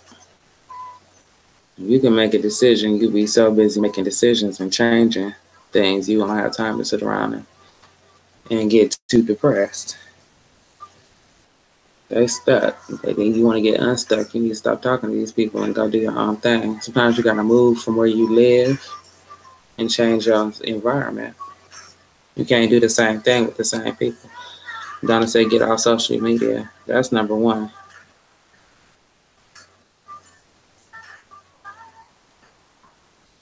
getting on social media.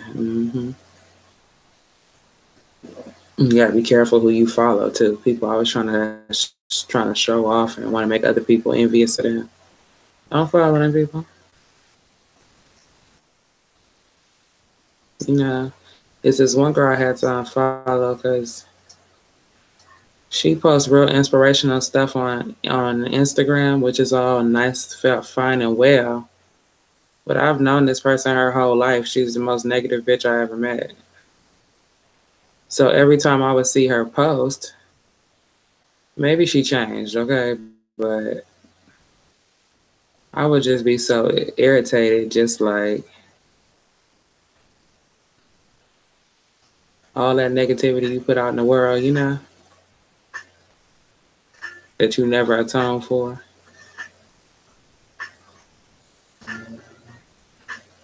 A crackhead was in LA chasing me the other day. Situations like this make me want to get a gun.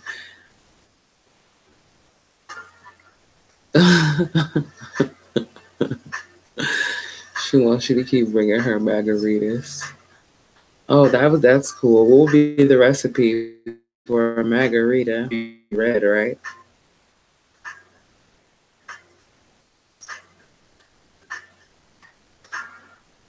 Or a blue margarita with cherries on it. And sugar around the rim.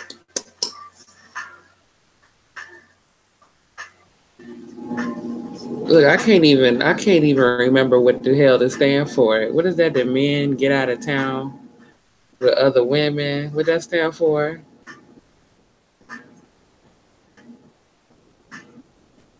Men get taken over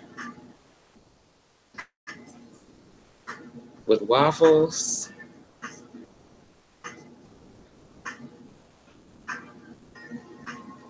What is the movement about? Yeah. Something about men complaining about they don't want them to be men no more. Oh, men going their own way. Is this like No Ma'am? Like No Man from Married with Children?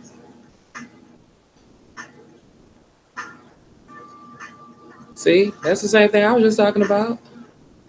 That Dr. Jackie needs to do. Do they have a WGTOW? That's what Dr. Jackie need to be in. Women going their own way.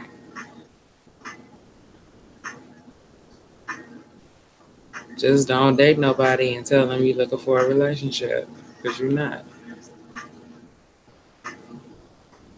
They ain't got to believe in it. At least you know they don't believe in marriage up front. That's pretty noble of them.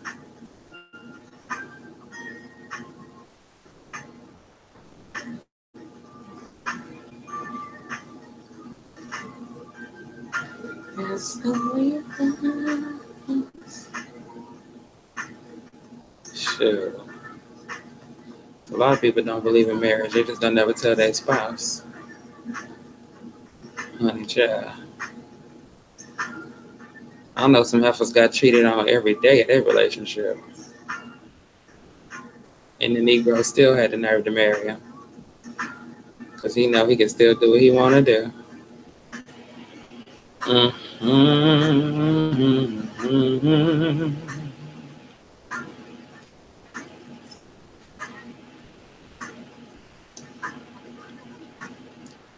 No, it's men that don't want kids and don't want to get married and want to have their own happiness with women. There's a lot of that going on. I mean, it's just like, I don't know what will be new about that.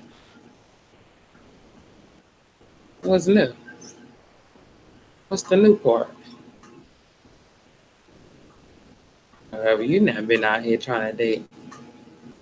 You ain't had to date these men out here. That organization been around, honey.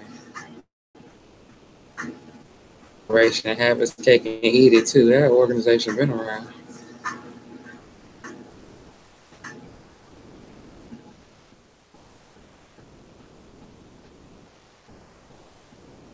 It's called You in a Relationship by Yourself. I know some married women in that and their husband in that organization right now. Oh God.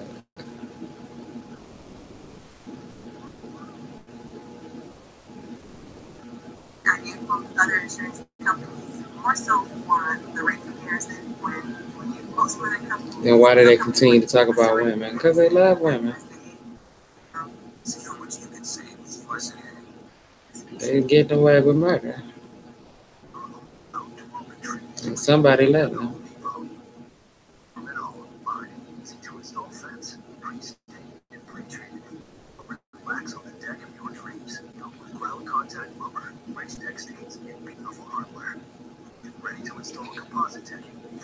They make fun of women, but I'm not sure if I fully support that or not. Men don't do that anyway. Some men.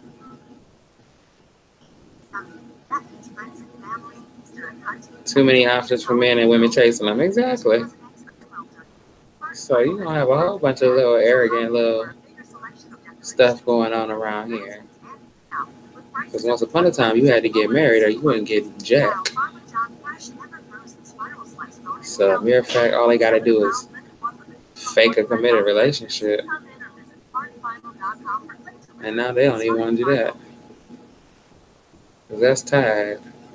They said we coming out the shadows. We ain't faking relationships with you bitches no more. We tired of getting accused of cheating on people we never intended on being monogamous with in the first place. It's time we come out of the shadows. We want our cake. And we want to eat it too.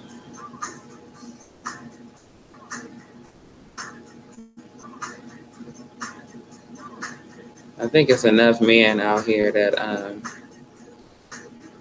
are looking for a decent woman. You just gotta focus on that.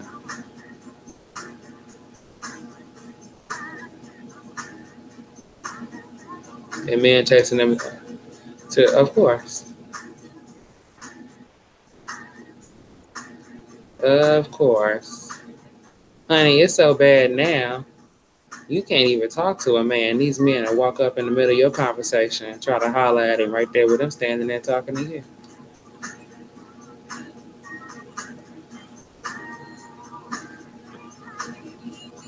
That's my motto: no marriage, no babies, not gonna play house.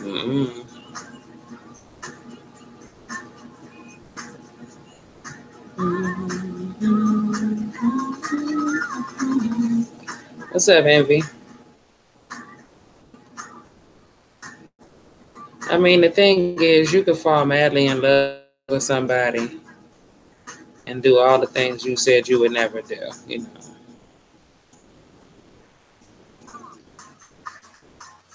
But it's different when you're in love than when you just doing shit because you're bored.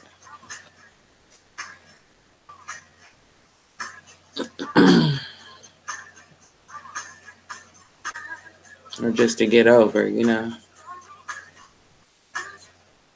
Nothing much, yeah. Okay. I don't feel like talking about politics and getting my blood pressure up tonight. So we just talking about these reality floozies.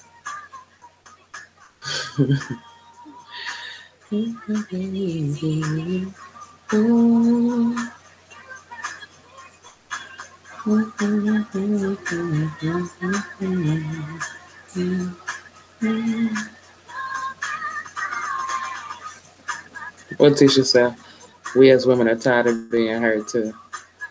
The men said they're tired of being hurt.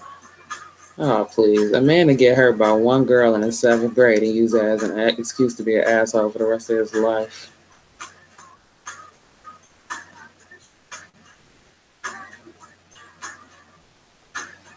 The problem with women is we give men the benefit of the doubt and we settle. And men don't do that. They don't give you the benefit of the doubt. Let their ass think you cheating on them. Huh. You can't show up to no man house late with a bunch of tired ass excuses all the time and your ex lingering around and shit. Men don't put up with that. So you just gotta treat them how they treat you. But we so busy feeling like we in competition all the time. And the reality of it is, the way these women built these days, you can't beat these bitches. You cannot. If they looking for a weak ass woman, it's one around here for their ass, and you are never gonna be able to beat her. These girls so damn desperate, child, please. All the freaky shit they willing to do to keep these men, honey, I ain't got that kind of energy. I'm not about to be around here losing my mind, trying to keep up with some man that ain't even all of that. And that's what these girls be doing.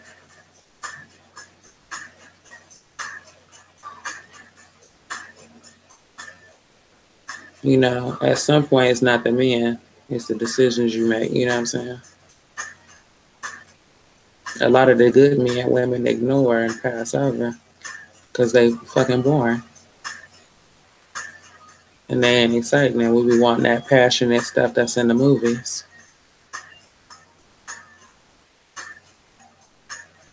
But that's not consistent. That shit don't last forever. You need somebody to sweep you off your feet, all right. As much as he brought you up, he's gonna be a headache on the way coming down. Like drinking an energy drink. Ain't no good ones no more. There's plenty of good men.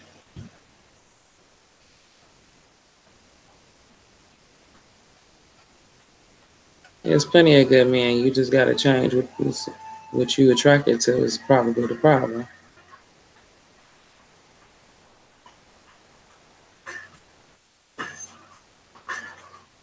IT engineers cheat, and engineers cheat just like the finance guy. They sure do.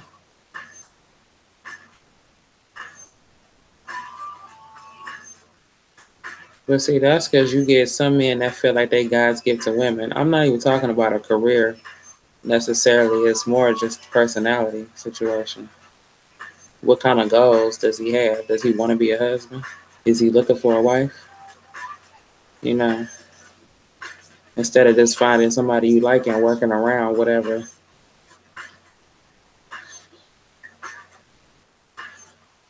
I've got one, but he's admitted being a dog once. We're engaged now. Do you think he gonna change, Ashley? Or is he still a dog? Cheating don't stop at your career. No, career can make it worse. He's a dog to his ex, but not me.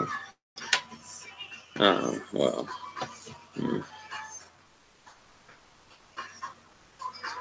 He shouldn't even still be talking about his ex. They got kids together or something. The one with the 7 brothers, I didn't watch that.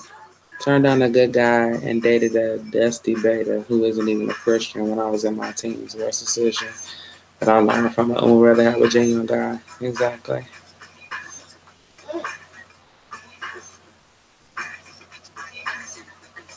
He's always around. That's good. I'm too loud. You hungry?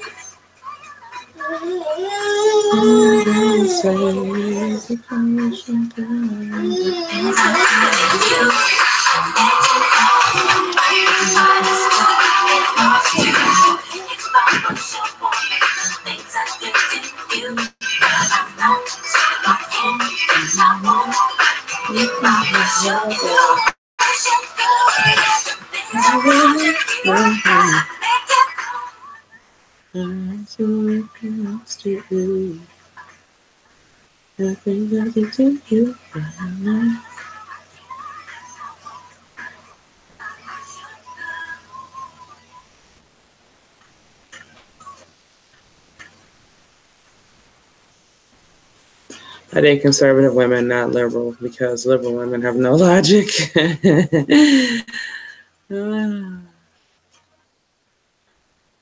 Christian don't mean a good guy. Nope. I mean, people will tell you who they are. I just feel like you gotta focus on character before anything. You know, before attraction and that kind of stuff. People, you might meet somebody that you're attracted to that has everything on your list, but your list is superficial and don't have nothing to do with character on there. You know, he cute, he got a good job, but he ain't never on time and he be lying. Inconsistent. Can't find his ass. You know, all kind of stuff like that. But but he's tall. And he got a nice car and a nice job. He's a homeowner. He got a good credit score, but he full of shit. So, you know, you can run that as long as you want to because he ain't never going to get tired of playing with you. That's the thing about it. He's not going to get tired. He ain't going to get tired of cheating on you. He ain't going to get tired of whooping your ass. He is not going to get tired of spending your money. He ain't going to get tired of flirting with your friends. He's not going to get tired. Shit.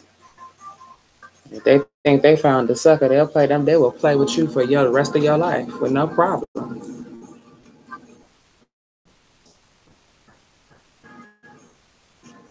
You know, character first.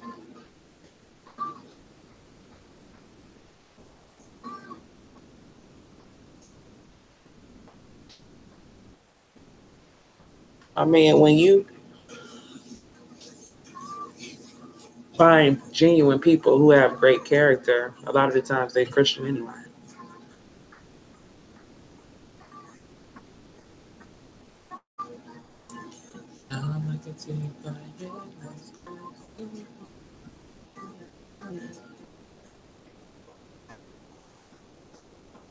I think it's good being out there though. It is. Sometimes you got to move around. People will often fall so hard on the first date, and it's obvious people hide the ugliest parts of themselves in the honeymoon phase. Yeah, you gotta talk too. I mean, a lot of times we don't want to ask too many questions because we don't want to scare the other person off, or we don't want to answer. But I mean, if they're scared to answer, your answer too. No.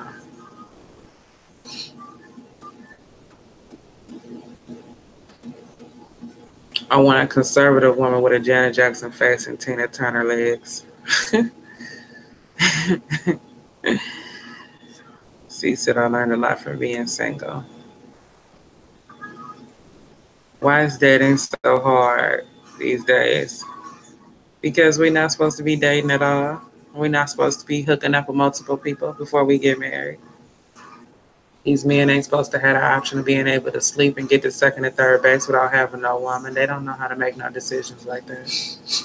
Especially not when they're young. It's too much for them.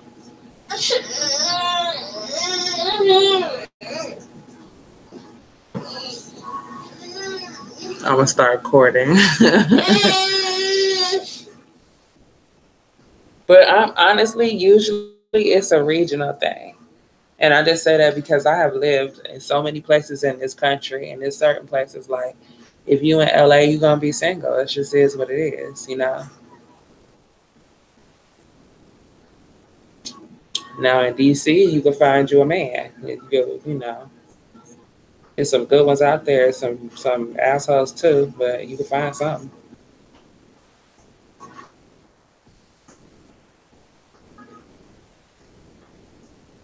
There's some men in New York too, from what I hear. And we know the Southern boys gonna feed you and take good care of you.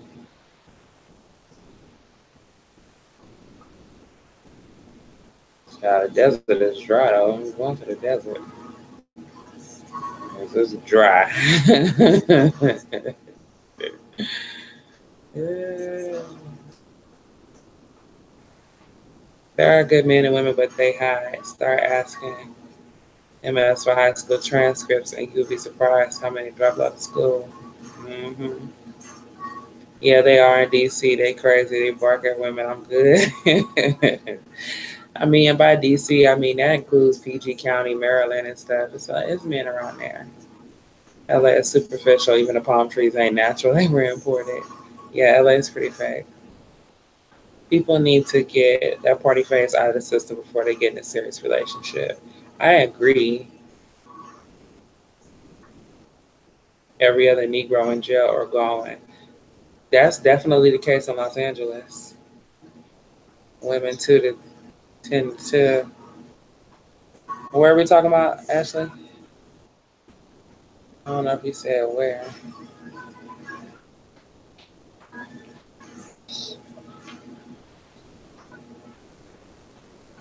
It's men out here, though, trust me. They everywhere. Giving up too much game. Shit, I'm married now, so it make me no difference. Detroit. It's men out here, you just gotta move around. I imagine Detroit wouldn't be a good place to be trying to find a man. But you got one, so you engaged. Congratulations. Okay, Maryland is different. DC Negroes worse than New Orleans. Well, I don't know how that's possible. Now, I will say, the best boyfriend I had in college, he was from New Orleans. Still, he went crazy. But up until then, he was wonderful.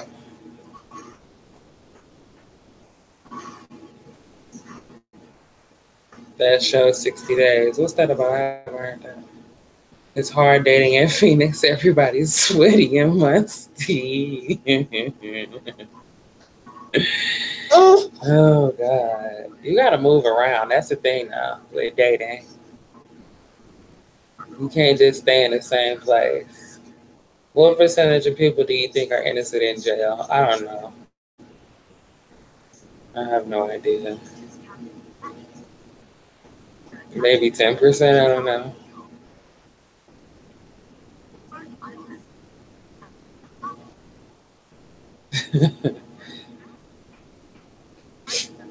I don't know, because I do believe that you could do something illegal and get away with it and then get in trouble for something you didn't do, but have done a whole bunch of other illegal stuff that you did get away with. You know what I mean? So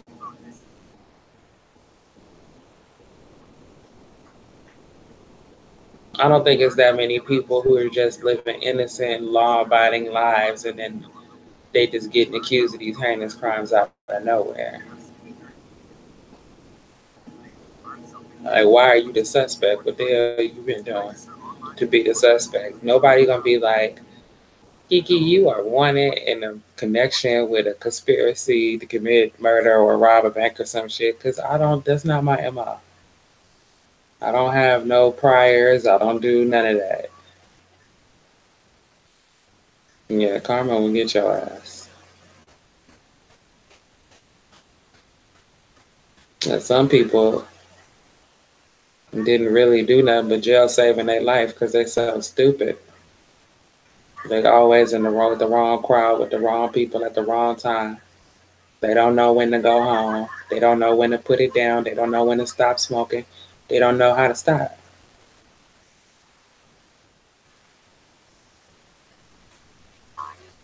So if they were already.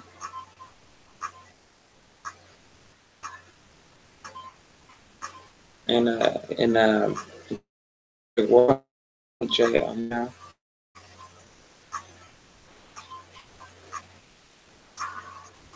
But it is what it is. Free Pookie. Free Jerome. What you call him, Lyron? I know so many dudes that got into some mess because they didn't go home. That's usually what it is. Wrong place at the wrong damn time. But I know some dudes that got shot and killed, never got another chance, too. So it's just like, you gotta get your ass out the street. Free Pookie, even if Pookie didn't pay their restitution. No, you ain't get no restitution. That money gone. That money gone. Speaking of jail, they done let Abby Lee Miller out the pokey. That was sad though. I didn't think she should have went to jail for that. But what do I know? And DMX shouldn't be going to jail either. I want some ice cream so bad. What time is it? 10 o'clock? God.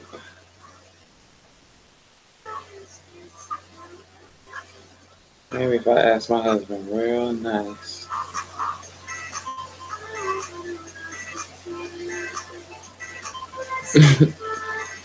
Pookie ain't paid a restitution.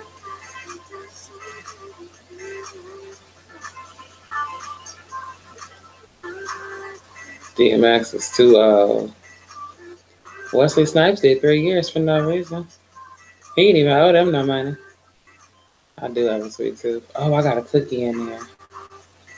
I gotta wait till midnight to have any kinds of sweets or beverage besides water, because Lent will finally be over. Oh.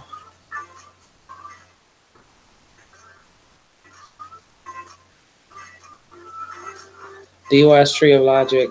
Sometimes I haven't caught her videos in a while, but I've seen a lot of her work. Yeah. DMX, people crazy.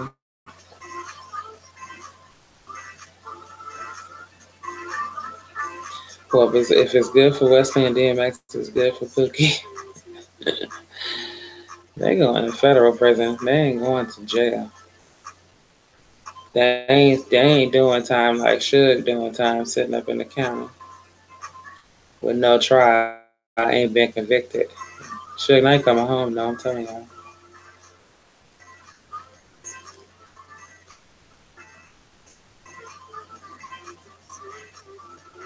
That's why they don't want to give that man no court date, because he coming home.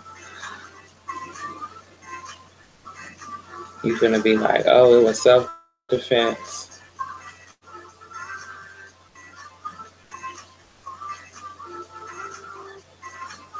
Twitter found out Tree of Logic used to be a dominatrix. Well, that's quite obvious.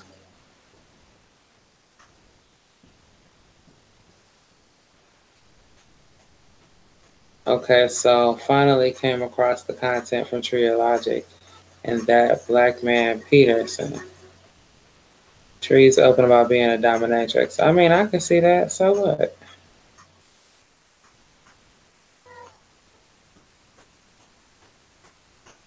Suge Knight is a rap, his lawyers got arrested. What does lawyers got to do with him? They don't want Suge Knight to get his day in court because that man is not finna get convicted of murder. I finally seen that music video, Freaky Friday. It's so retarded. It's stupid, right?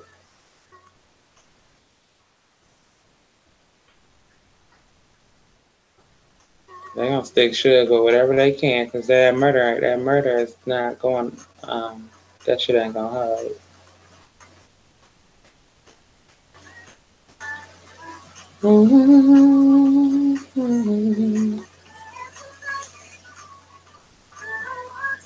AJ Johnson look good. She's on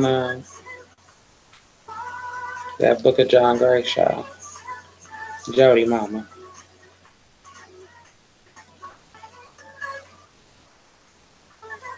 Trying to help these people eat right. I like that hair color too. She kind of favor Mary J. Blige a little bit.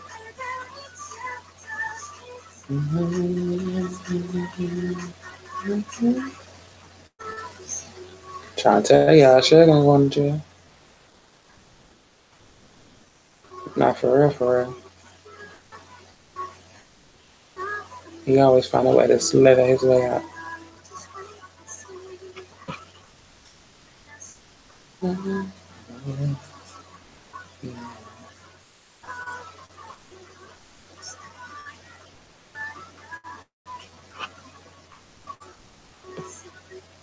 Finally get to see Janet Jackson and she dressed covered up from her neck to her damn ankles.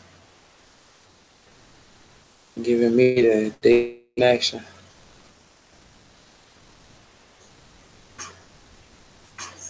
That it's not her being a dominatrix. She's unhinged.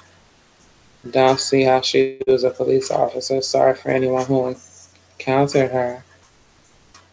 She's disturbed. No shade. Watch some of her videos, but she needs therapy. Yeah, I mean, for some reason, I mean, I could see her. I can see her being a dominatrix. I mean, I can see her being a cop too, though. I don't know. Who knows?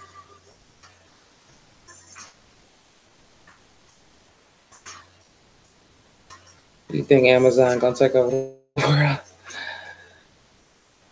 world? Let's hope not. Trump said they're using our postal service. Tree says she was a dominatrix, but she didn't dominate any black man. Yeah, because black men don't need to pay for that. Every black man got a dominatrix already. They already get cussed out and told what to do. They ain't got to pay for that shit.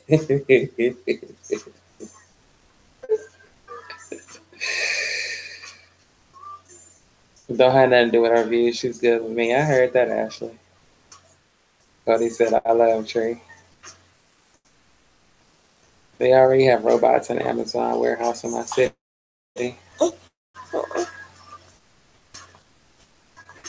I'm crazy. White men love domination. I mean,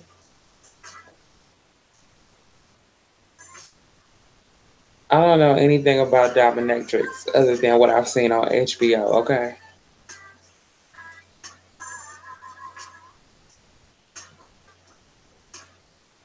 But it wasn't no black men on there.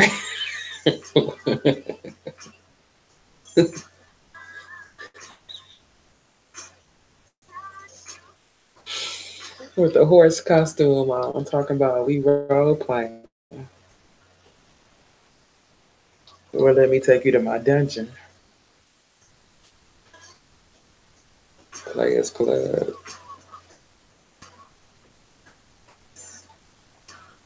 Do you watch Hannity? Yeah, when he show up to work. Hannity be having better shit to do.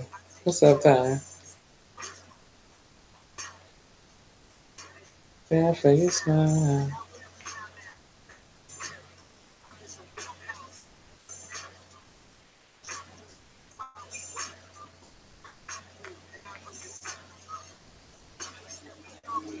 Right.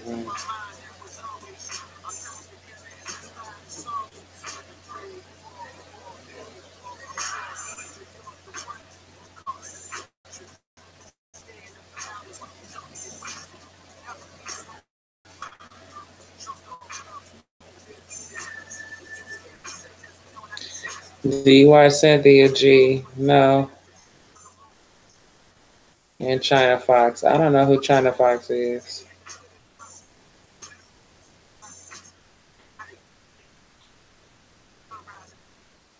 I don't even have an opinion about Cynthia G. I just seen some videos a long time ago, and that was kind of it. That's why they love to be police and chase people.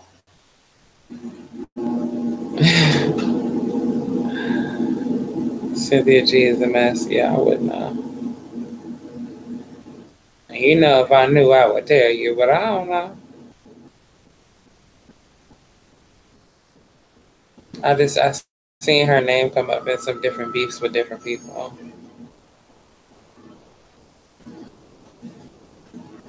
I saw a picture of Jeff with his head shaved, and he was all pumped up like he been eating steroids. He was walking like he owned the world. Listening while I clean the house. How are you gonna talk about white supremacy and wearing long weaves and never your natural hair? To me, Cynthia is a female Tariq She. I can see that. I find Cynthia rates better because of the way she talks. Well, maybe she will evolve beyond that, you know. It's a process. It's quite possible that she's had some experiences and she's might be angry, and maybe she'll have some new experiences that change her focus at some point.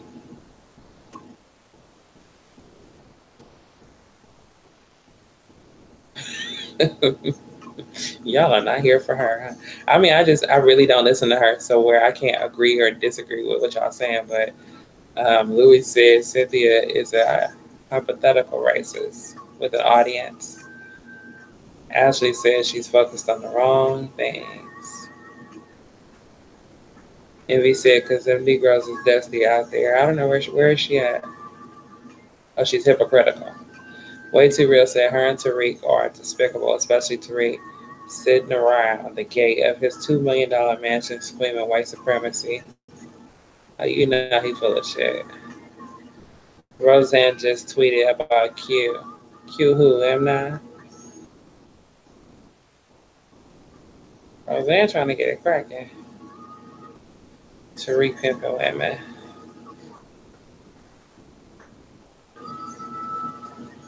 I got a video clip for y'all. I understand. You want to talk about some Tariq and shit? Let's see.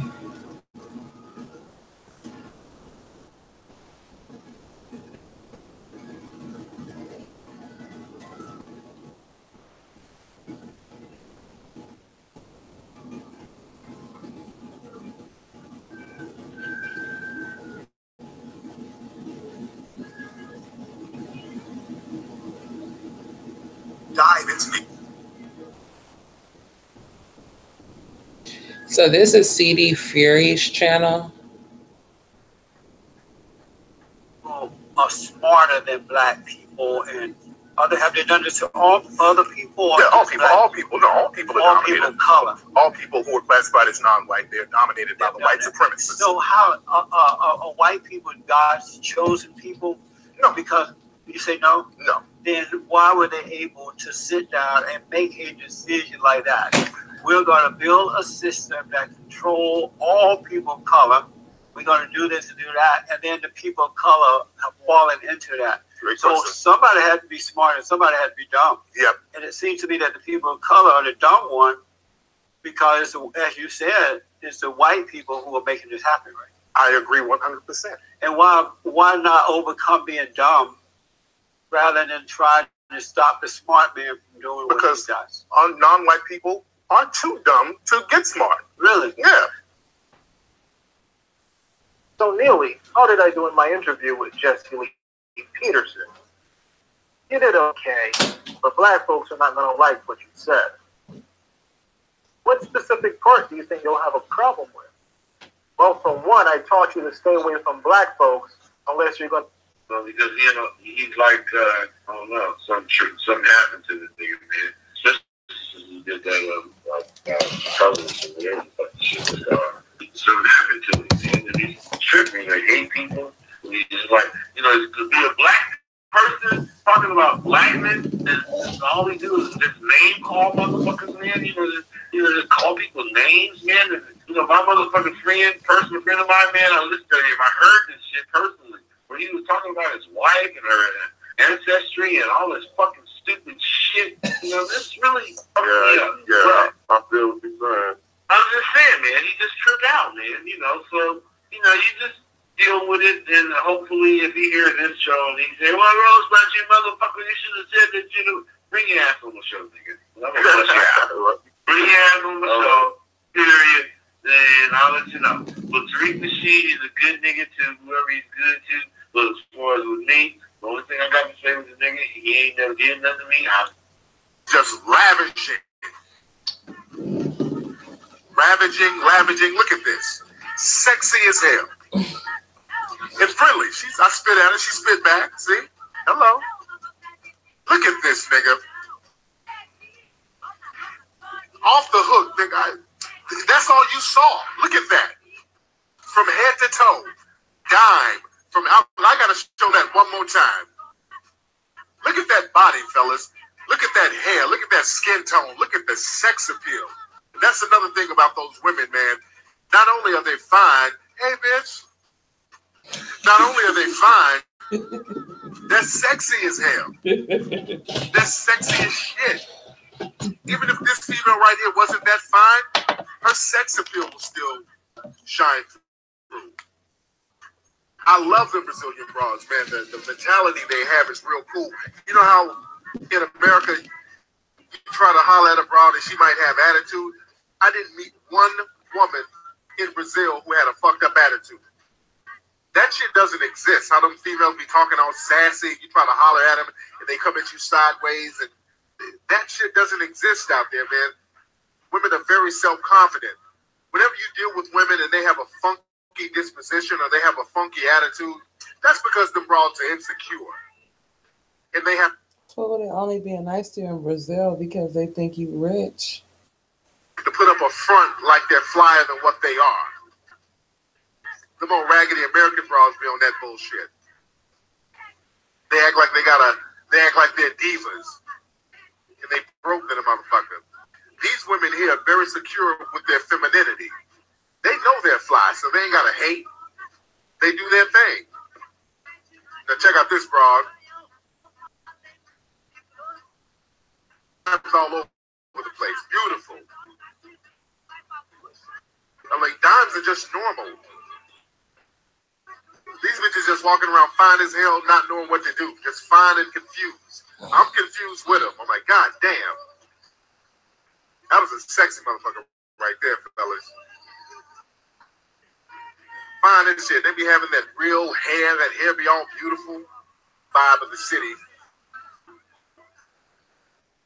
And that's the beach, man. The beach was just jam-packed. And the beach is like packed for like miles. Just people packed up on the beach for miles and miles and miles. It looks like Freaknik all over the place, but with dimes. It's like Freaknik without the chicken heads and the scrub-ass thirsty niggas. You have people saying stuff like, well, most Brazilian women got diseases and yada, yada, yada. Yeah, I talked about that. There are a lot of diseases and shit down there in Brazil. But you fuck with these hood rats, you get the same diseases. Shit. Ain't too much of a damn difference. He don't mind. He nasty. I mean, let's be real. And before everybody run to your computers and hop on the message boards talking about Tariq Nasheed is hating on black women. Cut that corny shit out. I'm not hating on black women. Nobody's hating on anybody. I'm just reiterating the facts. Nobody's hating on anybody. I'm just reiterating the facts. Nobody's hating on anybody. I'm just reiterating the facts. Is that story on The Wire hating on black women by saying that black men want to go to other countries and check out the women there? It's just stating a fact. Oh, the facts. Nobody's hating on anybody, so don't jump on the message boards with the bullshit yet. You little hens, gossiping hens, you. See, there's a revolution going on in the black male community in America. Mm-hmm. See, brothers ain't going for the bullshit no more. And like I keep saying, there is a civil war in the black community between black men and black women. You heard it there. And honestly, a lot of brothers are getting in on the. Now, if you dating a man that listens to people like Tariq Nasheed and he ain't saying nothing I ain't never heard before, you dating somebody who thinks like that, you think you're going to have a successful relationship? You think you're going to be respected? You think this person going to care when they hurt your feelings? Or if you're bored or unfulfilled or whatever, you think he waking up? Do you think Tariq Nasheed wakes up every day trying to figure out what he can do to make his woman happy? He can't wait to entertain other women. He got female co-hosts and she ain't one of them. So, I mean, it's a joke. The short end of the stick. You know, back in the 90s, you know, the women were still kind of in shape. Mm-hmm. You know, it was fly. You know, Freaknik was Freaknik.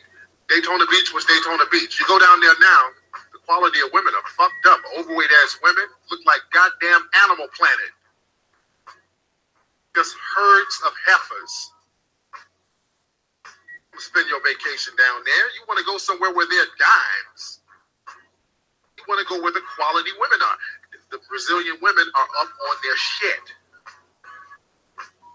You're surprised that brothers are flocking down there? Because y'all so retarded. When you want you somebody from a third world country, go knock your stupid ass out. And she been hanging out with all the tourists for $2 a piece. Conservatives and liberals don't mix when it comes to dating. I would agree with that. Herds of SJWs ain't nobody trying to be dimes. Tariq the pussy. Tariq is a disgusting individual. She said he sounded like he got spit in his mouth. Make a nice social prognostication by... Yeah. Thank you.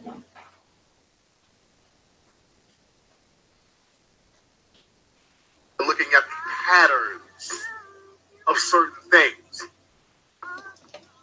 It's choice words. And I was out last night with some friends. It was a friend of mine's birthday, and we were just club hopping, going out to different spots last night.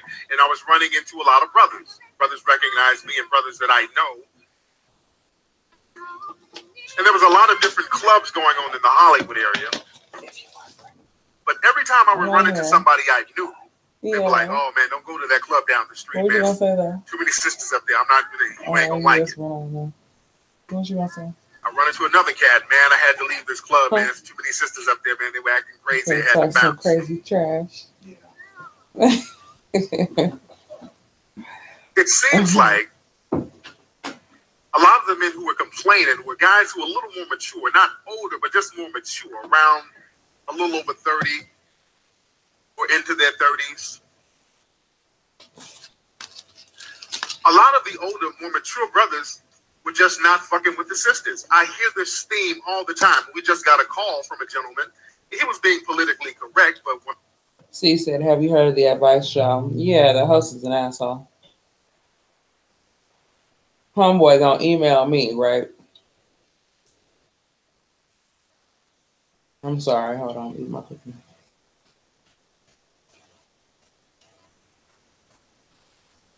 He gonna email me talking about, "Hey, my viewers told me I should interview you because supposedly you're a Trump supporter. When can you come on the show, or come on the show on Tuesday," or some shit like that. I don't remember.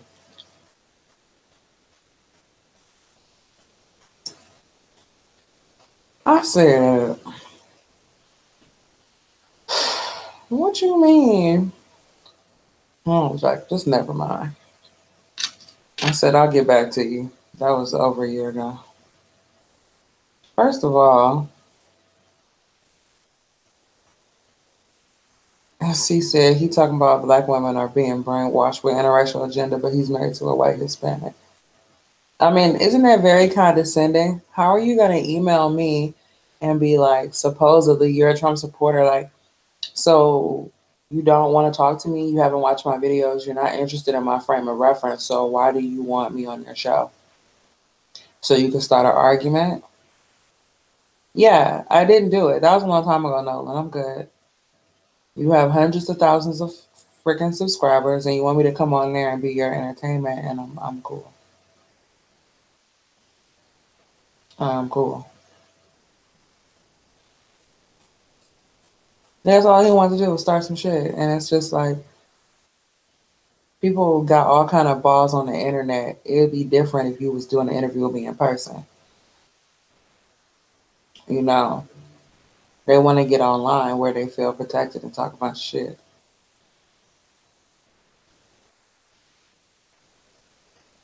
Don't even get me started on that asshole.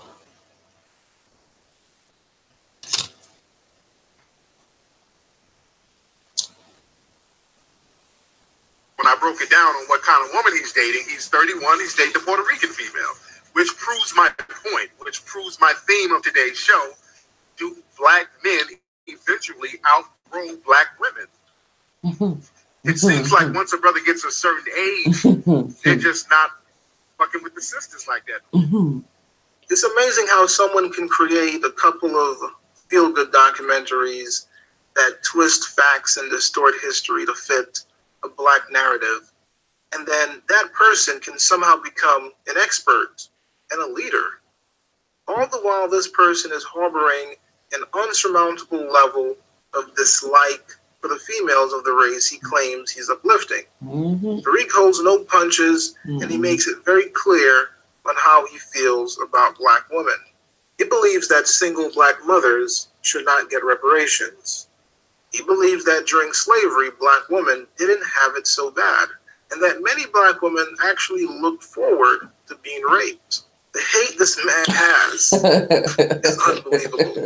You know, he goes further and he claims that slave revolts were never successful because a black female would always snitch, and that black women could always do whatever they wanted in America. And in fact, this is how you know when a man was raised by a hoe, because regardless of whether your mother is alive or dead, a man who really has respect for his mother is going to be honoring her whether she's looking or not. And you know when you carry on to this degree, that the first thing people gonna say is your ass wasn't fucking raised right. But he don't care, because he don't feel like his mama deserved no respect, and that's why none of y'all deserve no respect neither. But I'm laughing because he ain't talking about us; he talking about his mother. contrary to popular belief, and I agree with it's him, actually white women who were always oppressed in America. All right, so let's get into some games. He said, what do I think about slavery reparations? Yeah, there should be reparations, but there's a way that we need to do it, because black folks as a whole mentally will fuck up any kind of money that's given directly. There has to be some type of structure to it. If you start giving niggas, let's say every black person in America will get $10,000 next month in January, that niggas will be broke again on January 15th. Oh, well. It has to be organized. You cannot give niggas money right now. They'll fuck it right back up. They'll give it right back to everybody else. Going by June, shit. It'll be going by in 15 days. Just like lottery, exactly. Just like lottery winners. Most lottery winners, they go broke in 5 years. Just like that Dave Chappelle comedy skit. That's what messed that money up. What they need to do, as far as reparations, they should have, it should be a designated plot of land or somewhere in middle America, somewhere where there's good fertile land that should be given, that should be tax-free, that should be regulated to male-headed households. That's my suggestion. They should get a plot of land somewhere where there's very fertile ground, fertile land, and it cannot be settled unless it's a male, a black male who's the head of the household. You can't have no single mothers on that motherfucker.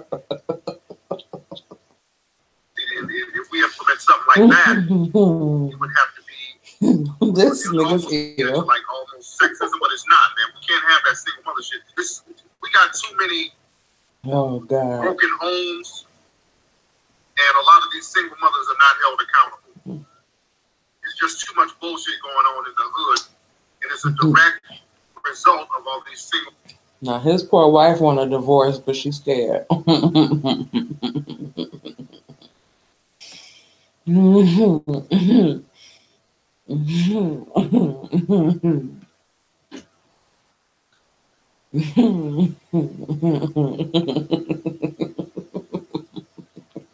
Sorry. Oh, shit. Oh, God. Oh. Oh. Tommy act like he wanted that and worried about what's on Kiki's finger. What's coming out of his legs. I unsubscribe. Good. Thank you for unsubscribing. You know what? That's the only place I get trolls from is his raggedy ass channel.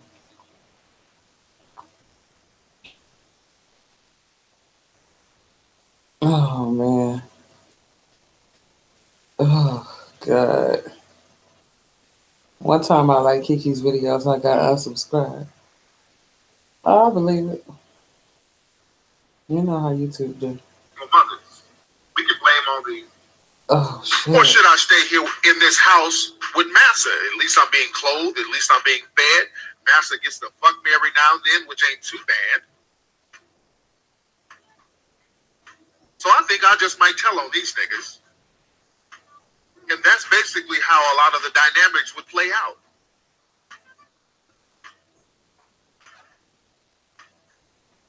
There was some deep shit going on back there.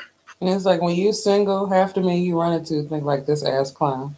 And if it wasn't for Tariq, nobody would believe us. You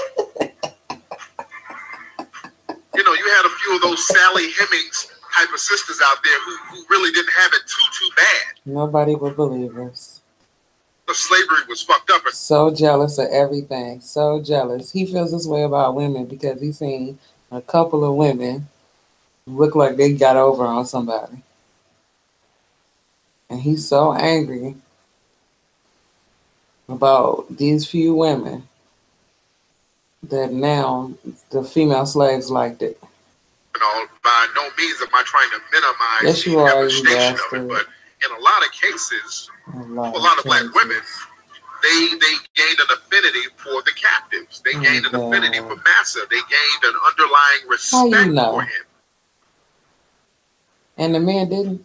Well, check into that relationship between Thomas Jefferson and Sally Hemings. If guys don't understand that reference, I'll throw a little reference out there for my historian. Now I'm gonna tell you this, and then I'm just gonna move on. Whoever think Massa was fucking them women, let me stop. Let me stop, because apparently, let me look. Okay. We know what's wrong with some of y'all. Okay. Buffs, my history buffs out there, my historians.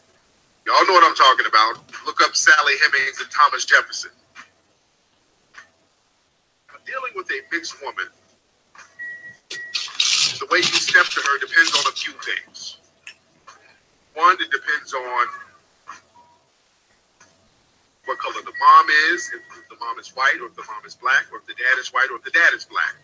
Now, the most common union like this, you have a black father and a white mother. That's the most common union.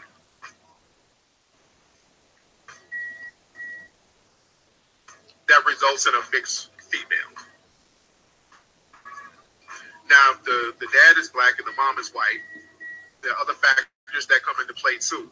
Now, if it's an upscale white woman who had a child with an upscale black guy, that has a lot to do with the way the woman thinks. And actually, that's the better union. Oh, God. And actually, that's the better union. You understand that? Now, if it's a ghetto ass nigga and a trailer trash white female, Oh, God. that might be a little tricky. But you might still be able to work that angle. Then you have the upscale black woman with the upscale white man. Then you have the ghetto black woman with the basic plain white man. Because you don't see too many hillbilly or redneck or trailer trash white dudes messing with a ghetto broad. Because usually those trailer trash white dudes are part of the clan or some shit. So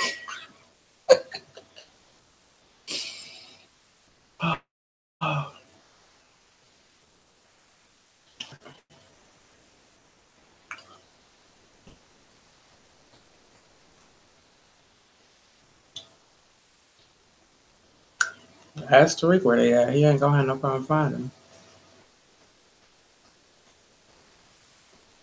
Oh, goodness. Listening to him reminds me of prison-educated ex-felons. That's what I'll be saying. This is the problem. That's that jailhouse jive turkey-ass talk. Oh, man. Okay, I'm sorry, y'all. That was funny. I don't like the double standard of many black YouTubers. If you want to talk about black women flaws, talk about black men flaws too. Of course. No, he don't have no history. Even Hidden Colors wasn't nothing but him pasting other people's YouTube videos together.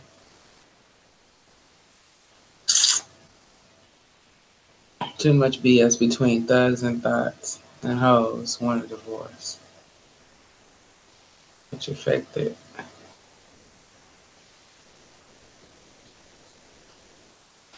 Pimps like him are the solution. He's so creepy. The creeper. But I did like that CD Fury put that out on him. That hit piece stuff. That was good.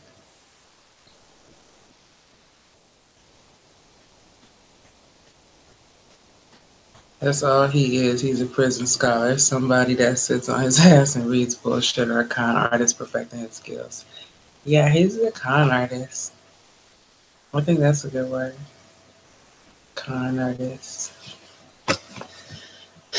There's another one of these Boyce Watkins too. I wonder what's in that.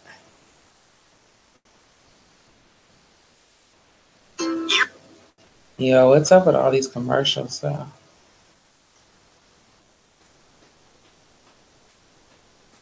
Bro, I need your advice. I have a PhD.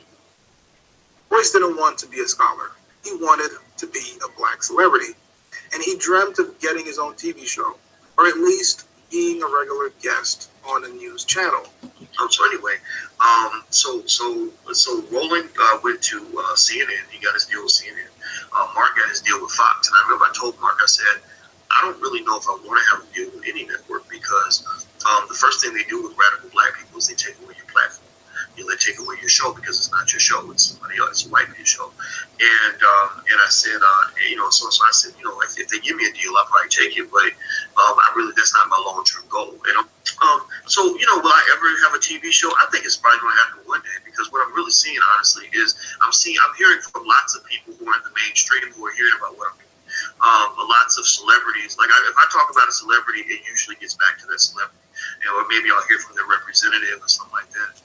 Unfortunately for Boyce, his plans didn't work out. He became a YouTuber who showed the world his big ego and his disdain for the Christian faith. Every week, like clockwork, Boyce made it his duty to ridicule, criticize, and condemn Christians, to the point that UCLA uninvited him from a speaking engagement. Oh, wow. All because of his views on Christians. And anyway, I checked my Facebook, and I see this message from one of the members of the alumni board, or the Black Alumni Association at UCLA. My manager copied me on it, and they were saying that I was uninvited to speak. Uninvited to speak, I guess because they saw something on my YouTube channel they didn't agree with, and they said something really weird, like he doesn't like white Jesus or something stupid, and I was like, I don't even talk about Jesus, but if you want to find something to be offended by, my God, I've got thousands of things that will probably offend you. But I don't talk about white Jesus. Like, if you're gonna be an ignorant ass son of a bitch, like at least do your homework first. So anyway, this nigga gonna slip and slide and kind of, getting on. So as he's sitting here lying, the person who put this video together is posting the titles of the videos that he has done. Like, is Christianity the white man's religion? Did you teach your kids about white Jesus? Nervous, stuttering and stuff. Well, the reason is, whatever. He literally says this thing about the white Jesus, which has me like, what? I got to bring a picture of white Jesus to make you happy, master? Is that what you need from me? You need me to bring the white Jesus with me? Is that, Lord, I got the white Jesus picture in my purse. Master, just give me 1 second. Man, whatever. Get out of here, man. So, anyway, so Boyce Watkins is what I would call a bum, a black, unaccountable machine. He takes no accountability for the wrongs he has done, the people he has hurt, and the hate speech he has spread. Boyce is the type of person that will make a mistake and then try to make it into something positive. Boyce Watkins takes no accountability for anything. Everything is because of the white man. And he has this unrelenting victim narrative that really makes him a powerful bum. The sad news is Boyce does not love or respect black people in general. He is a black elitist. In the following clips, I want you to watch Boyce show his true colors and explain how he really feels about black people. I want to be a black leader. I'm not no leader.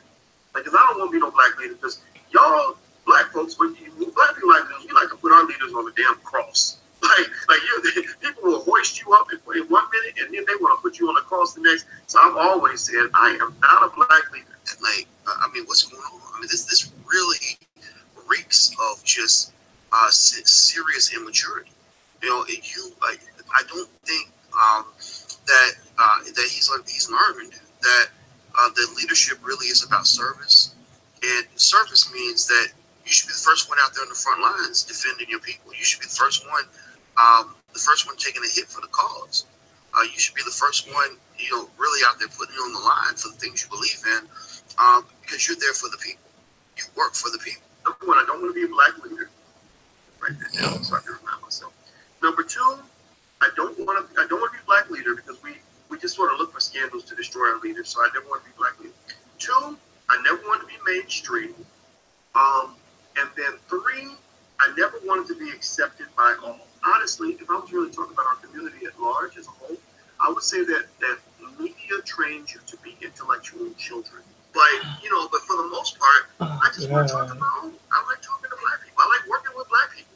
Black people understand me. I can be myself around other black people, and I'm not going to have somebody, labeling me as the dangerous Negro or saying, oh, well, something must be wrong with this guy because he's saying this stuff about black history or just whatever. I don't like that. It doesn't sit well with me. It's very demeaning and degrading, and I don't take well to being degraded. So literally, I knew that in order for me to really get along with and connect with every single black person, I would have to reduce my IQ by about 50 points to deal with some real ignorant shit. Well, I've always considered it nothing less than a complete honor and a privilege that people listen to me, that they will take my advice, that they will show me respect. Any of you who met me in public, you'll know that when I see you, I give you the biggest hug in the world. Half of our fucking community is sick in the goddamn head.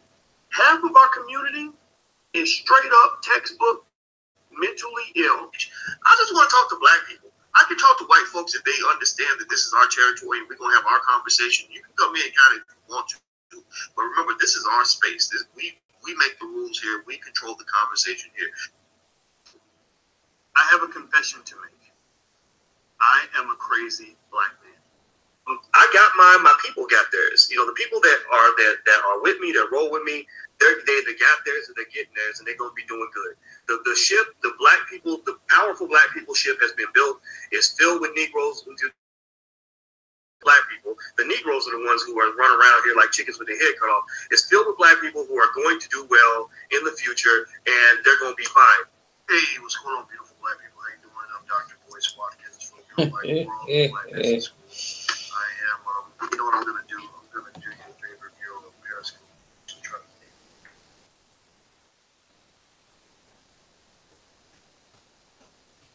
He's so full of shit.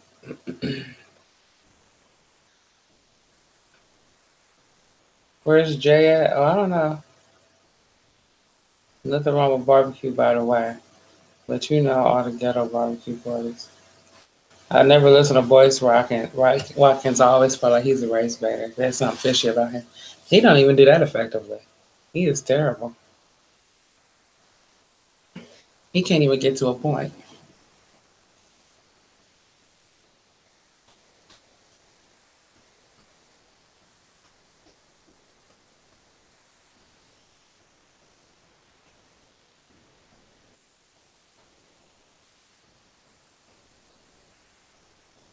He can't even get to a point.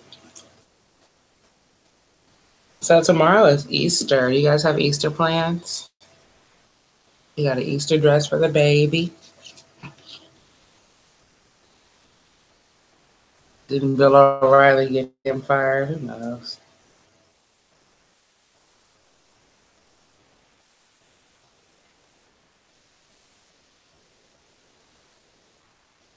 I always find myself skimming through videos to hear him get to his main focus, which he never does. Boyce Watkins, his best skill is titling videos. That's the only thing he know how to do, is title a video. He can create a headline. You open that video up, it's going to be 45 minutes of him not getting to the damn point.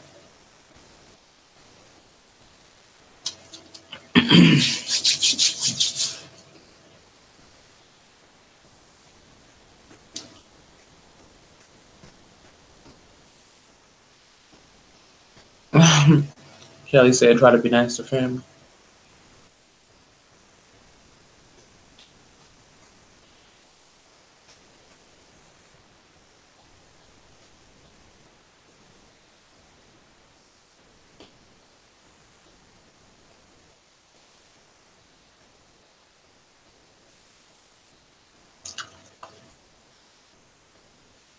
Cooking dinner.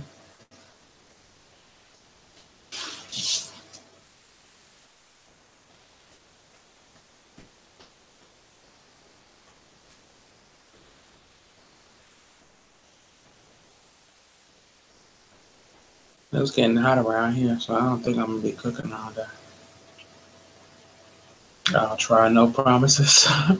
I don't think you're supposed to cut your family out on Easter. I know Thanksgiving, it don't matter. You can cut some out on Thanksgiving and get drunk and knock the table over. Because technically, Thanksgiving is not a religious holiday. But on a religious holiday, you're not supposed to knock the table over.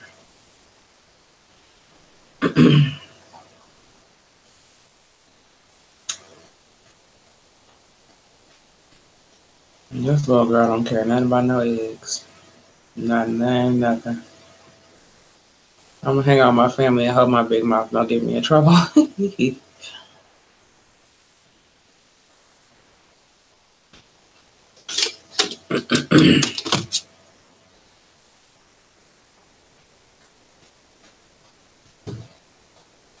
Yeah, it's hot. Child in New Orleans, every day is time. They don't care. So no, I'm not going nowhere this Easter. Is the bunny coming to your house? No, I mean, she's only one. We took her to see Santa, and she was like, Mama, as much as you be out here talking about these weird ass people, you finna make me sit on his lap. She was looking at me like, I don't know this man. You don't either. As much as you don't even be with it. Now, because it's Christmas, if you don't, they're talking about smile. I'm not smiling at nothing. What is there to smile about? Sitting on this stranger. My baby was not having that Santa Claus shit.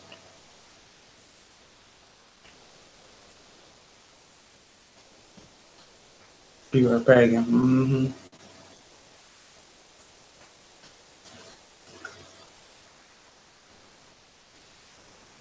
Actually, a day of Thanksgiving and prayer is the full name of Thanksgiving holiday. Oh, really? My family is all liberals. You should wear a Make America Great Again t-shirt. Really get the party started.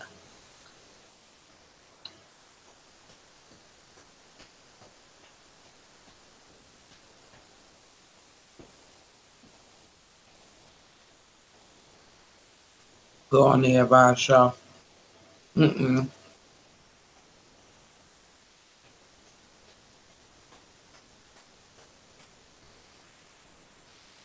They got to interview me in person because the next one of them to get frustrated and call me a black bitch is going to get slapped out of the shit out of. And on this internet, they pretend like it's all funny. Do it to my face so your viewers can watch me slap shit out you.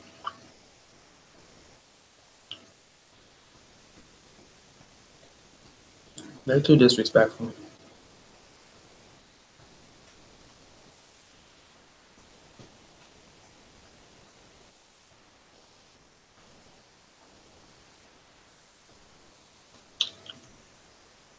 Bill won't do that. He's passive. I thought he was passive too until he sent me that sarcastic ass email. Supposedly he was a Trump supporter. According to my viewers, like, what is you so mad about?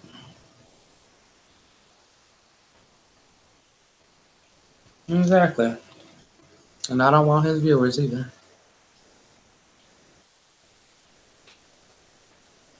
His cult following.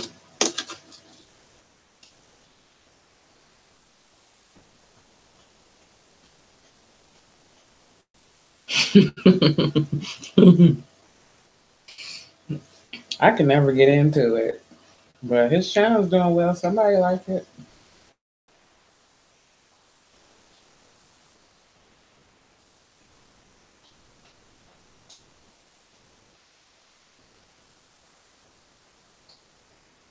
Ooh, Gilbert, what happened?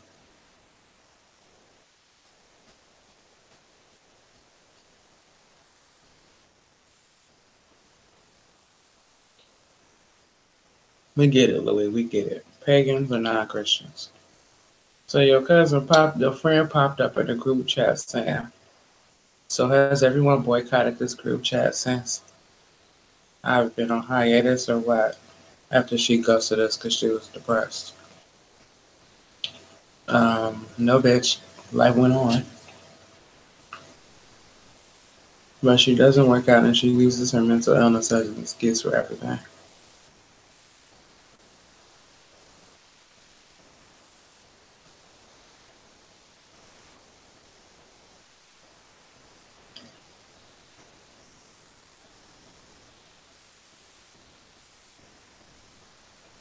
So we're going to get rid of her, right?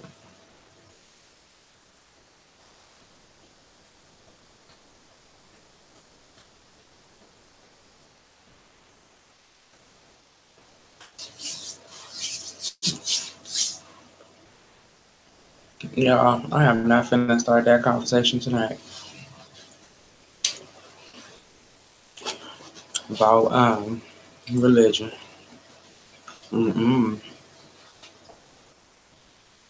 Gilbert said, I'm trying not to pop off on her so I don't look like a mean one. Why, Gilbert? Snap her out of her delusions.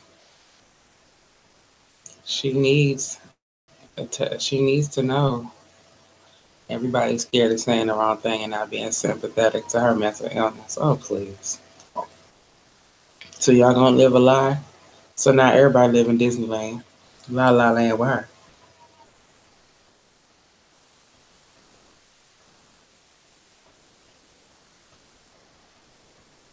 So you guys are enabling her then. Anytime you're not telling the truth.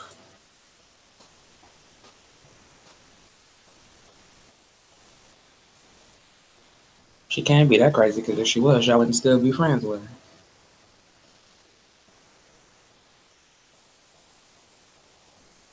I think she wants attention. She does. And everything about her identity is gay. Well, you see what happens when you play with liberals? You come back with a headache.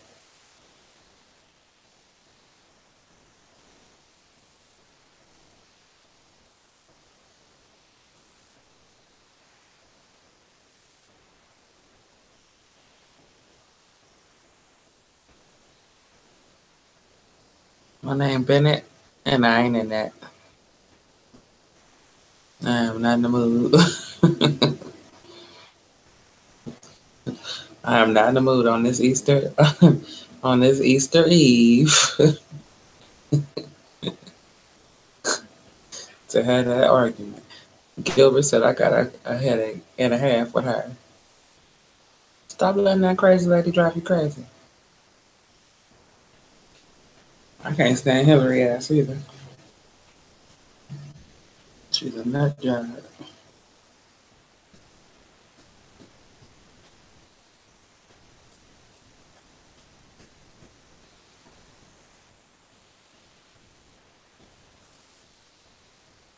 Hillary is a back channel spy. Hillary Clinton.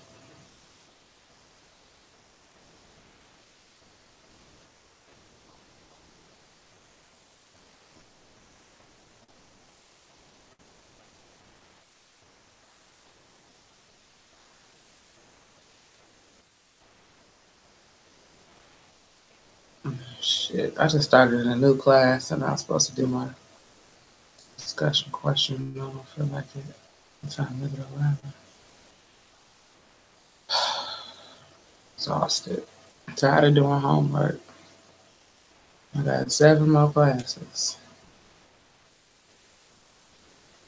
I don't even know why I'm subjecting myself to this shit for the 3rd time.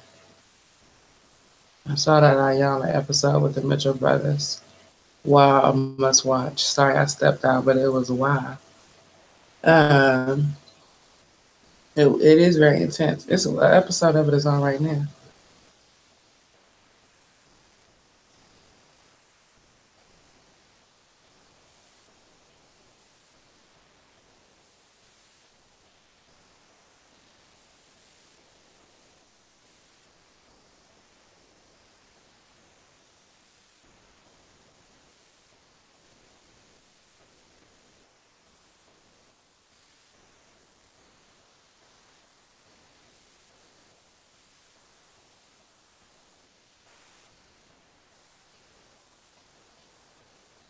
Force ratchets to put some respect on your name, basically. It's like you be called doctor. Mm-hmm.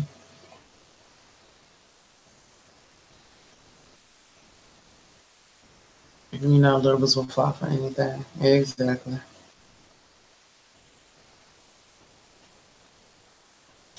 Yo, Jay went to go watch TV. It's on over here. I just can't get into it. With the one with the brothers.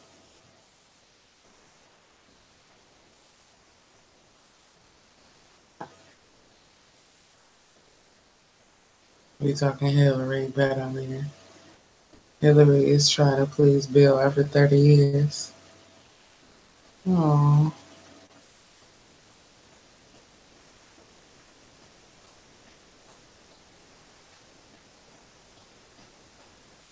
Absolute proof liberals believe bullshit. I can't believe they got that wall started. They sounded like they already had the bulldozers pulled up.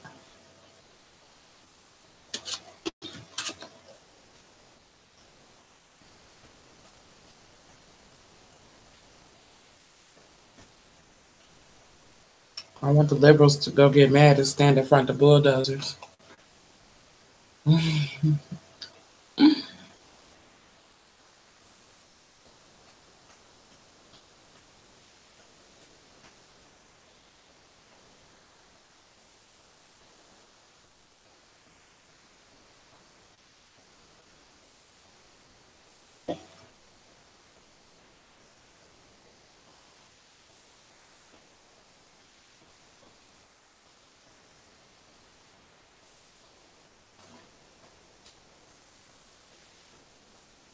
I forgot all about my homework. I don't even know what I'm doing.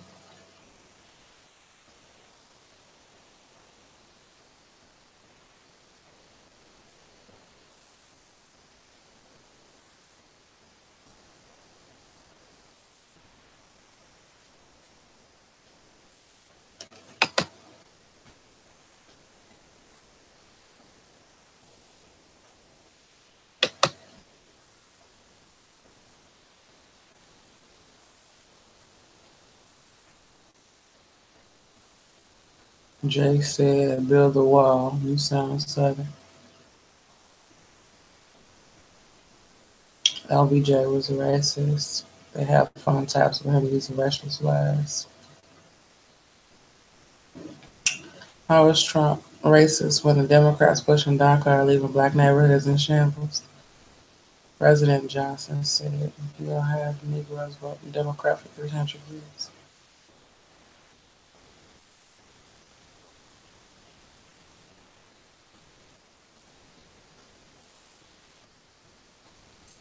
I'm going to go to the grand opening ribbon cutting of the ceremony of this wall. Have you seen the documentary?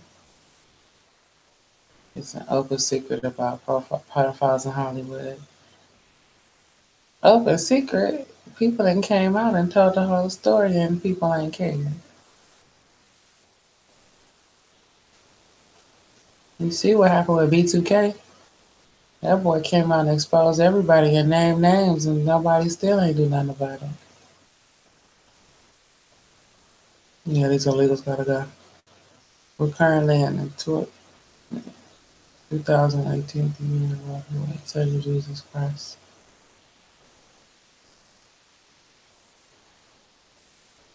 I don't believe in a flip. I think Pastor Carol Swan made that quite clear. What you mean not B2K? Yes, B2K. It's getting molested by the manager and forced to do sexual things to the manager, to immature, and to each other. And they told. And it's all on recorded on video and audio. And did interviews and Ray J co-signed it and everything. And nothing was done. Corey Feldman got stabbed last week. I think Corey Feldman is full of shit.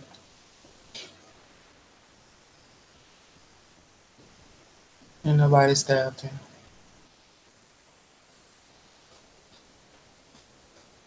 Corey is a Trump supporter. Corey Feldman is a very mentally disturbed individual. And although he exposes some truths, he's a pathological liar. And he is not to be believed. Because he's crazy. He's just crazy.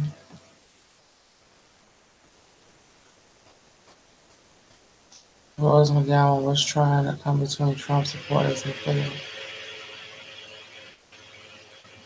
I never liked her weird ass. What happened to B2K?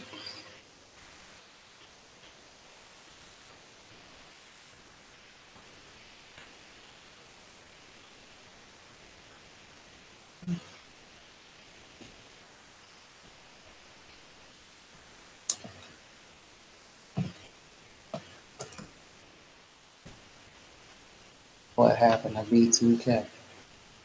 Man.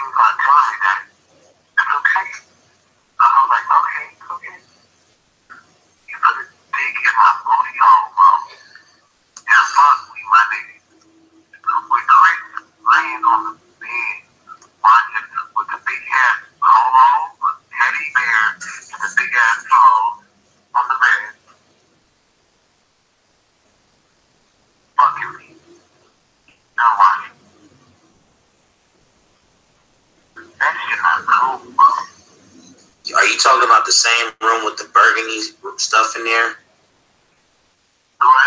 Was at the time when you was in the room, was the couch like red burgundy, like the burgundy couch? Was it burgundy? No, it was blue. Chris's room. I was laying outside the bedroom. I was in Chris's bedroom. He had big polo pillows. And he had a little teddy bear with a polo shirt on the top of it. Mm-hmm. And then I was laying out. Are you talking about the Chris had? Are you talking about that wooden bed? Chris had that real high wooden bed. Yeah, I know about that bed. Hey, on the side of that bed, on the left of it, was that little glass jar with the change in it and the little like futon? Was there a little? How do you know about that? Because you were younger than me. Huh?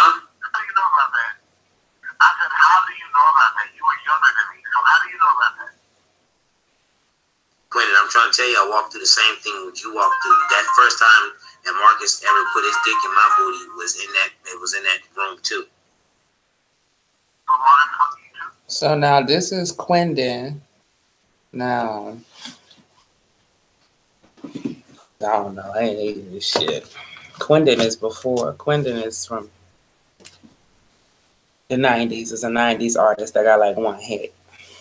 And but Chris Stokes, who managed Immature, was also his manager. So this is Quindon on the phone with Raz B, who was in B2K, talking about the manager Chris Stokes watching as Marcus Houston of Immature anally raped them.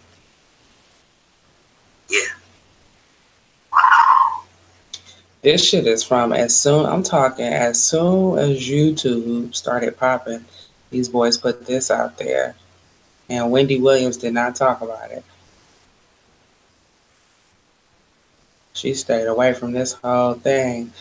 The only person that really talked about it and pushed the issue was Love B. Scott. He tried to go to court with them. He tried to sue.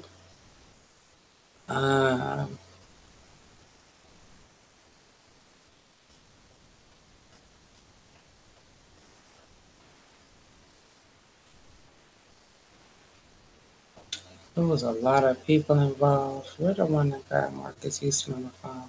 For me to be in the film, and why wasn't I in the film in the first place? Because Demir, I know. Demir was like, Demir was like, your contract is coming, like Andy Compton. You know, like I'm cool. I don't got nothing against you. I don't got nothing against the boys, but like Fizz still to this day never said sorry. You know what I'm saying? Nobody's never really said, Rad, I really got your back. Thank you. Because you know what? Me and Boog was in the room together. Chris Stokes put us in the room together and made us do stuff together. You feel me? Me and Jarrell Houston. Mm-hmm. So it's like I've been protecting people for a long time. I have nothing to lose. I have no one to fear. It's tacky. And I don't give a fuck about B2K. Fuck B2K. You know what I'm saying? I am B2K. And if shit ever gonna get right, niggas about to come clean. Because you're not gonna sweep anything under the rug. I was molested by Chris Stokes and Marcus Houston, and that's the truth. Period. Did you hear that? Under the rug. I was molested by Chris Stokes and Marcus Houston. You're not gonna sweep anything under the rug. I was molested by Chris Stokes and Marcus Houston, and that's the truth. Period. Thank you. Raz B, sir, for the services. Thank you. I don't understand why people rape kids because they're famous. It doesn't make sense. I mean, Chris Stokes is Raz B's older cousin. That's the trip part about it. So it's just they rape kids that they have access to. And famous kids' parents leave them in the care of other adults who took advantage. What were the names? Chris Stokes and Marcus Houston. You know who Marcus Houston is from Immature. Their parents know. Yeah, the parents know. Chris Stokes is Raz B's cousin. I'm getting sick and tired of it. Promise. No, I'm not the one. If you can't say it. No, I'm not the one. They are monsters. Well, I mean, Marcus Houston, apparently they got molested too. I got the munchies for you, baby. Yep. Most of the parents are so desperate for their kids to be famous, they don't care. Chris Brown mama saw them out. That's why he acting the way he is.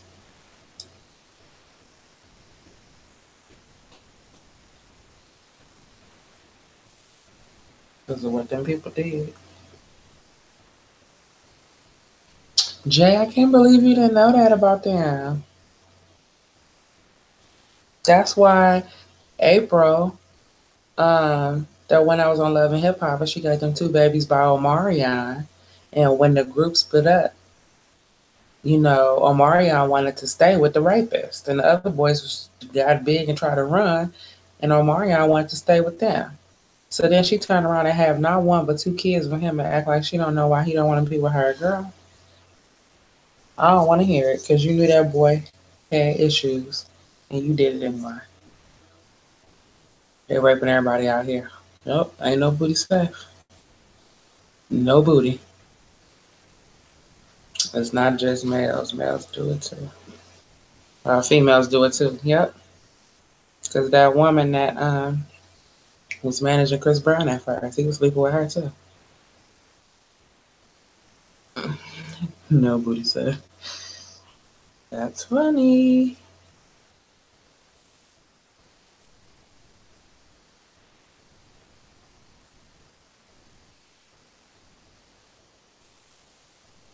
I should be asleep while this baby sleep because I know she's gonna wake up. I shouldn't even see it. Oh.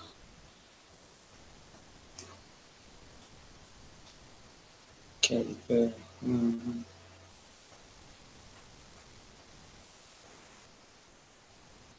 She's just weird.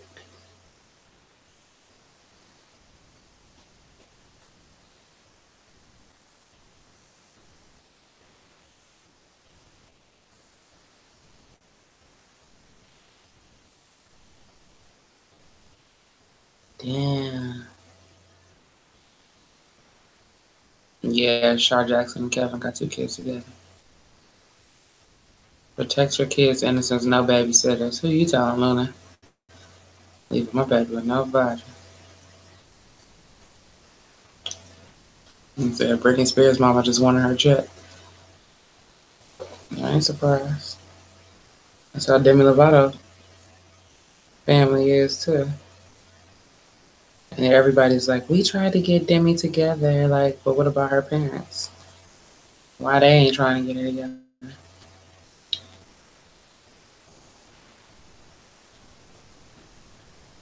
Yes, I have PayPal.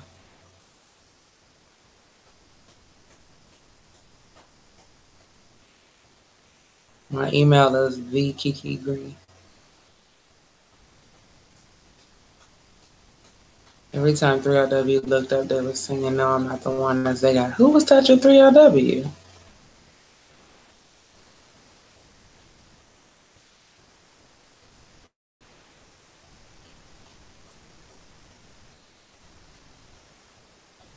Spill the tea.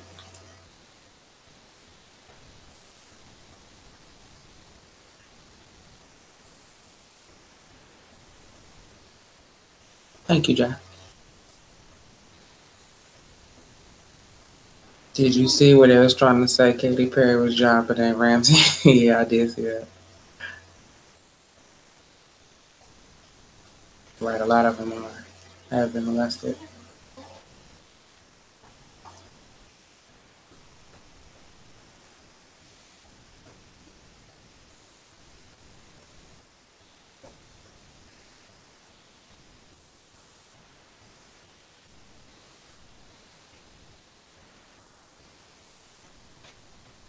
Shit, Madonna don't want to be hooking up with all of them.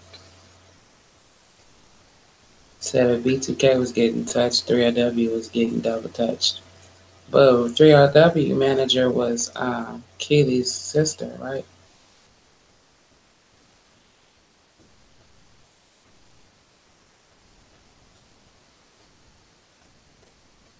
Okay, we want to talk about MDNA.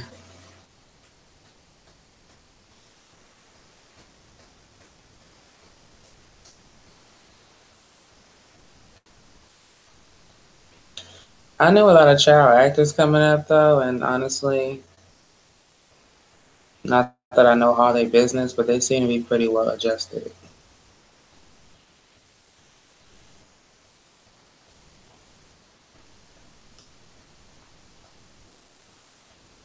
But they like went to regular school and stuff, so yeah, they did throw food at that girl in the parking lot. And then kicked off the cookies. You talking about Natiri? I don't know that she sang better. The lead singer was the Puerto Rican girl. Damn sure wasn't Keela. But Keely's sister, I think, was the manager. Keely didn't have the most talent. That Wendy Williams interview, though, that's the guts. Wendy the one that made that shit worse than what it was. She kept it. Wendy Williams kept that drama going. That's really what happened with that.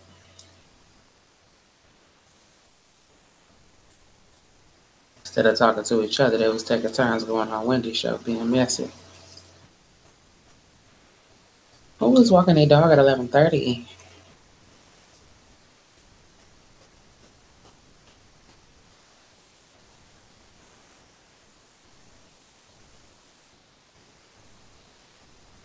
Wendy still have her talk show? She got a TV show, not the radio show. Adrian apologized to her on the real. That was good.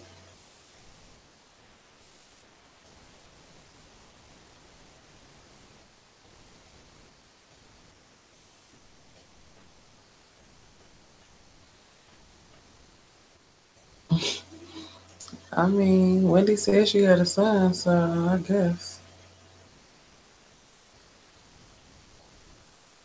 I think she only apologized because the girl's pretty famous. I think so too.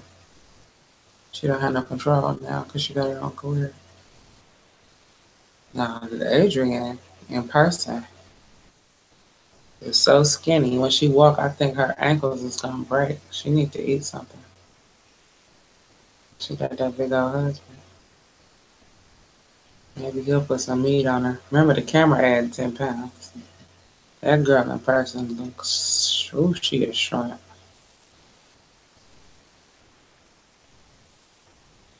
And Jeannie, too. A little bitty thing.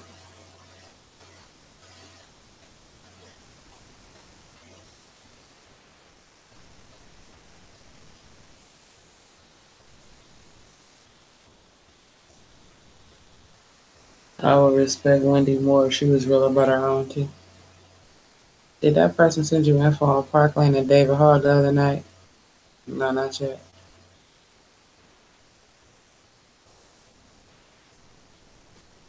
But her face is quite chunky. Now, their body is little. Wendy is a woman, period. Yeah, I never seen no proof that she wasn't.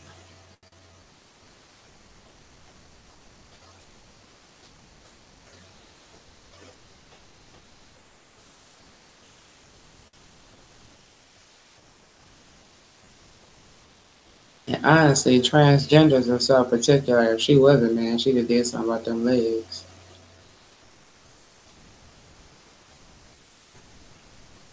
And Wendy was a man, she'd have bought some ass and some thighs.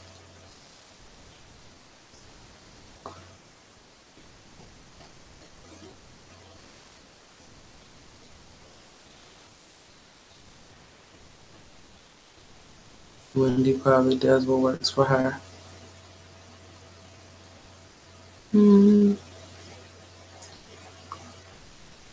I think it's a plastic surgery she got making her look weird. It does make her look. That's why she's sick too, is because of her breast implants. And she said on her show the other day, y'all talking about I need a breast reduction. I said, no, bitch, that's not what I said. You need to take them implants out. Because that's what's making you sick. Don't act like somebody care about how big your titties is. That 1992 90210 silicone is leaking into your bloodstream. And this is why you passing out, falling out, and thinking you got lupus and Graves' disease and all this other shit. I'm about to get out here too, Jet, too. I'm sorry. He is too thin.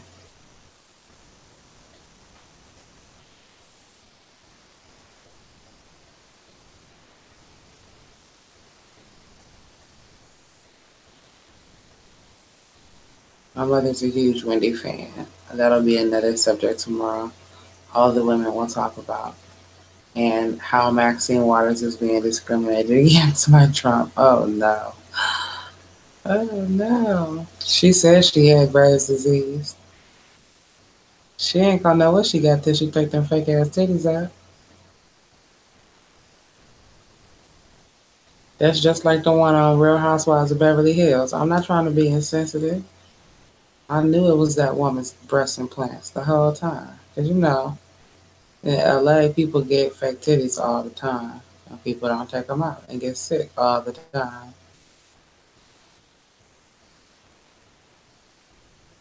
Oh, yeah. May the force be with you, Kelly.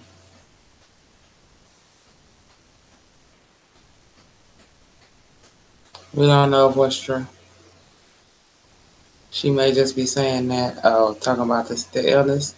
I mean, people with Graves' disease do get the eyes that bulge out, but just in the time span that she's been on TV and she bragging that she's never taken a break, she should have had those breast implants changed within the 9 years that she's been on that TV show. And keep in mind, she didn't have them since before she ever got on television. So that's definitely a cause for her illness. That's what's wrong with her, is them titties.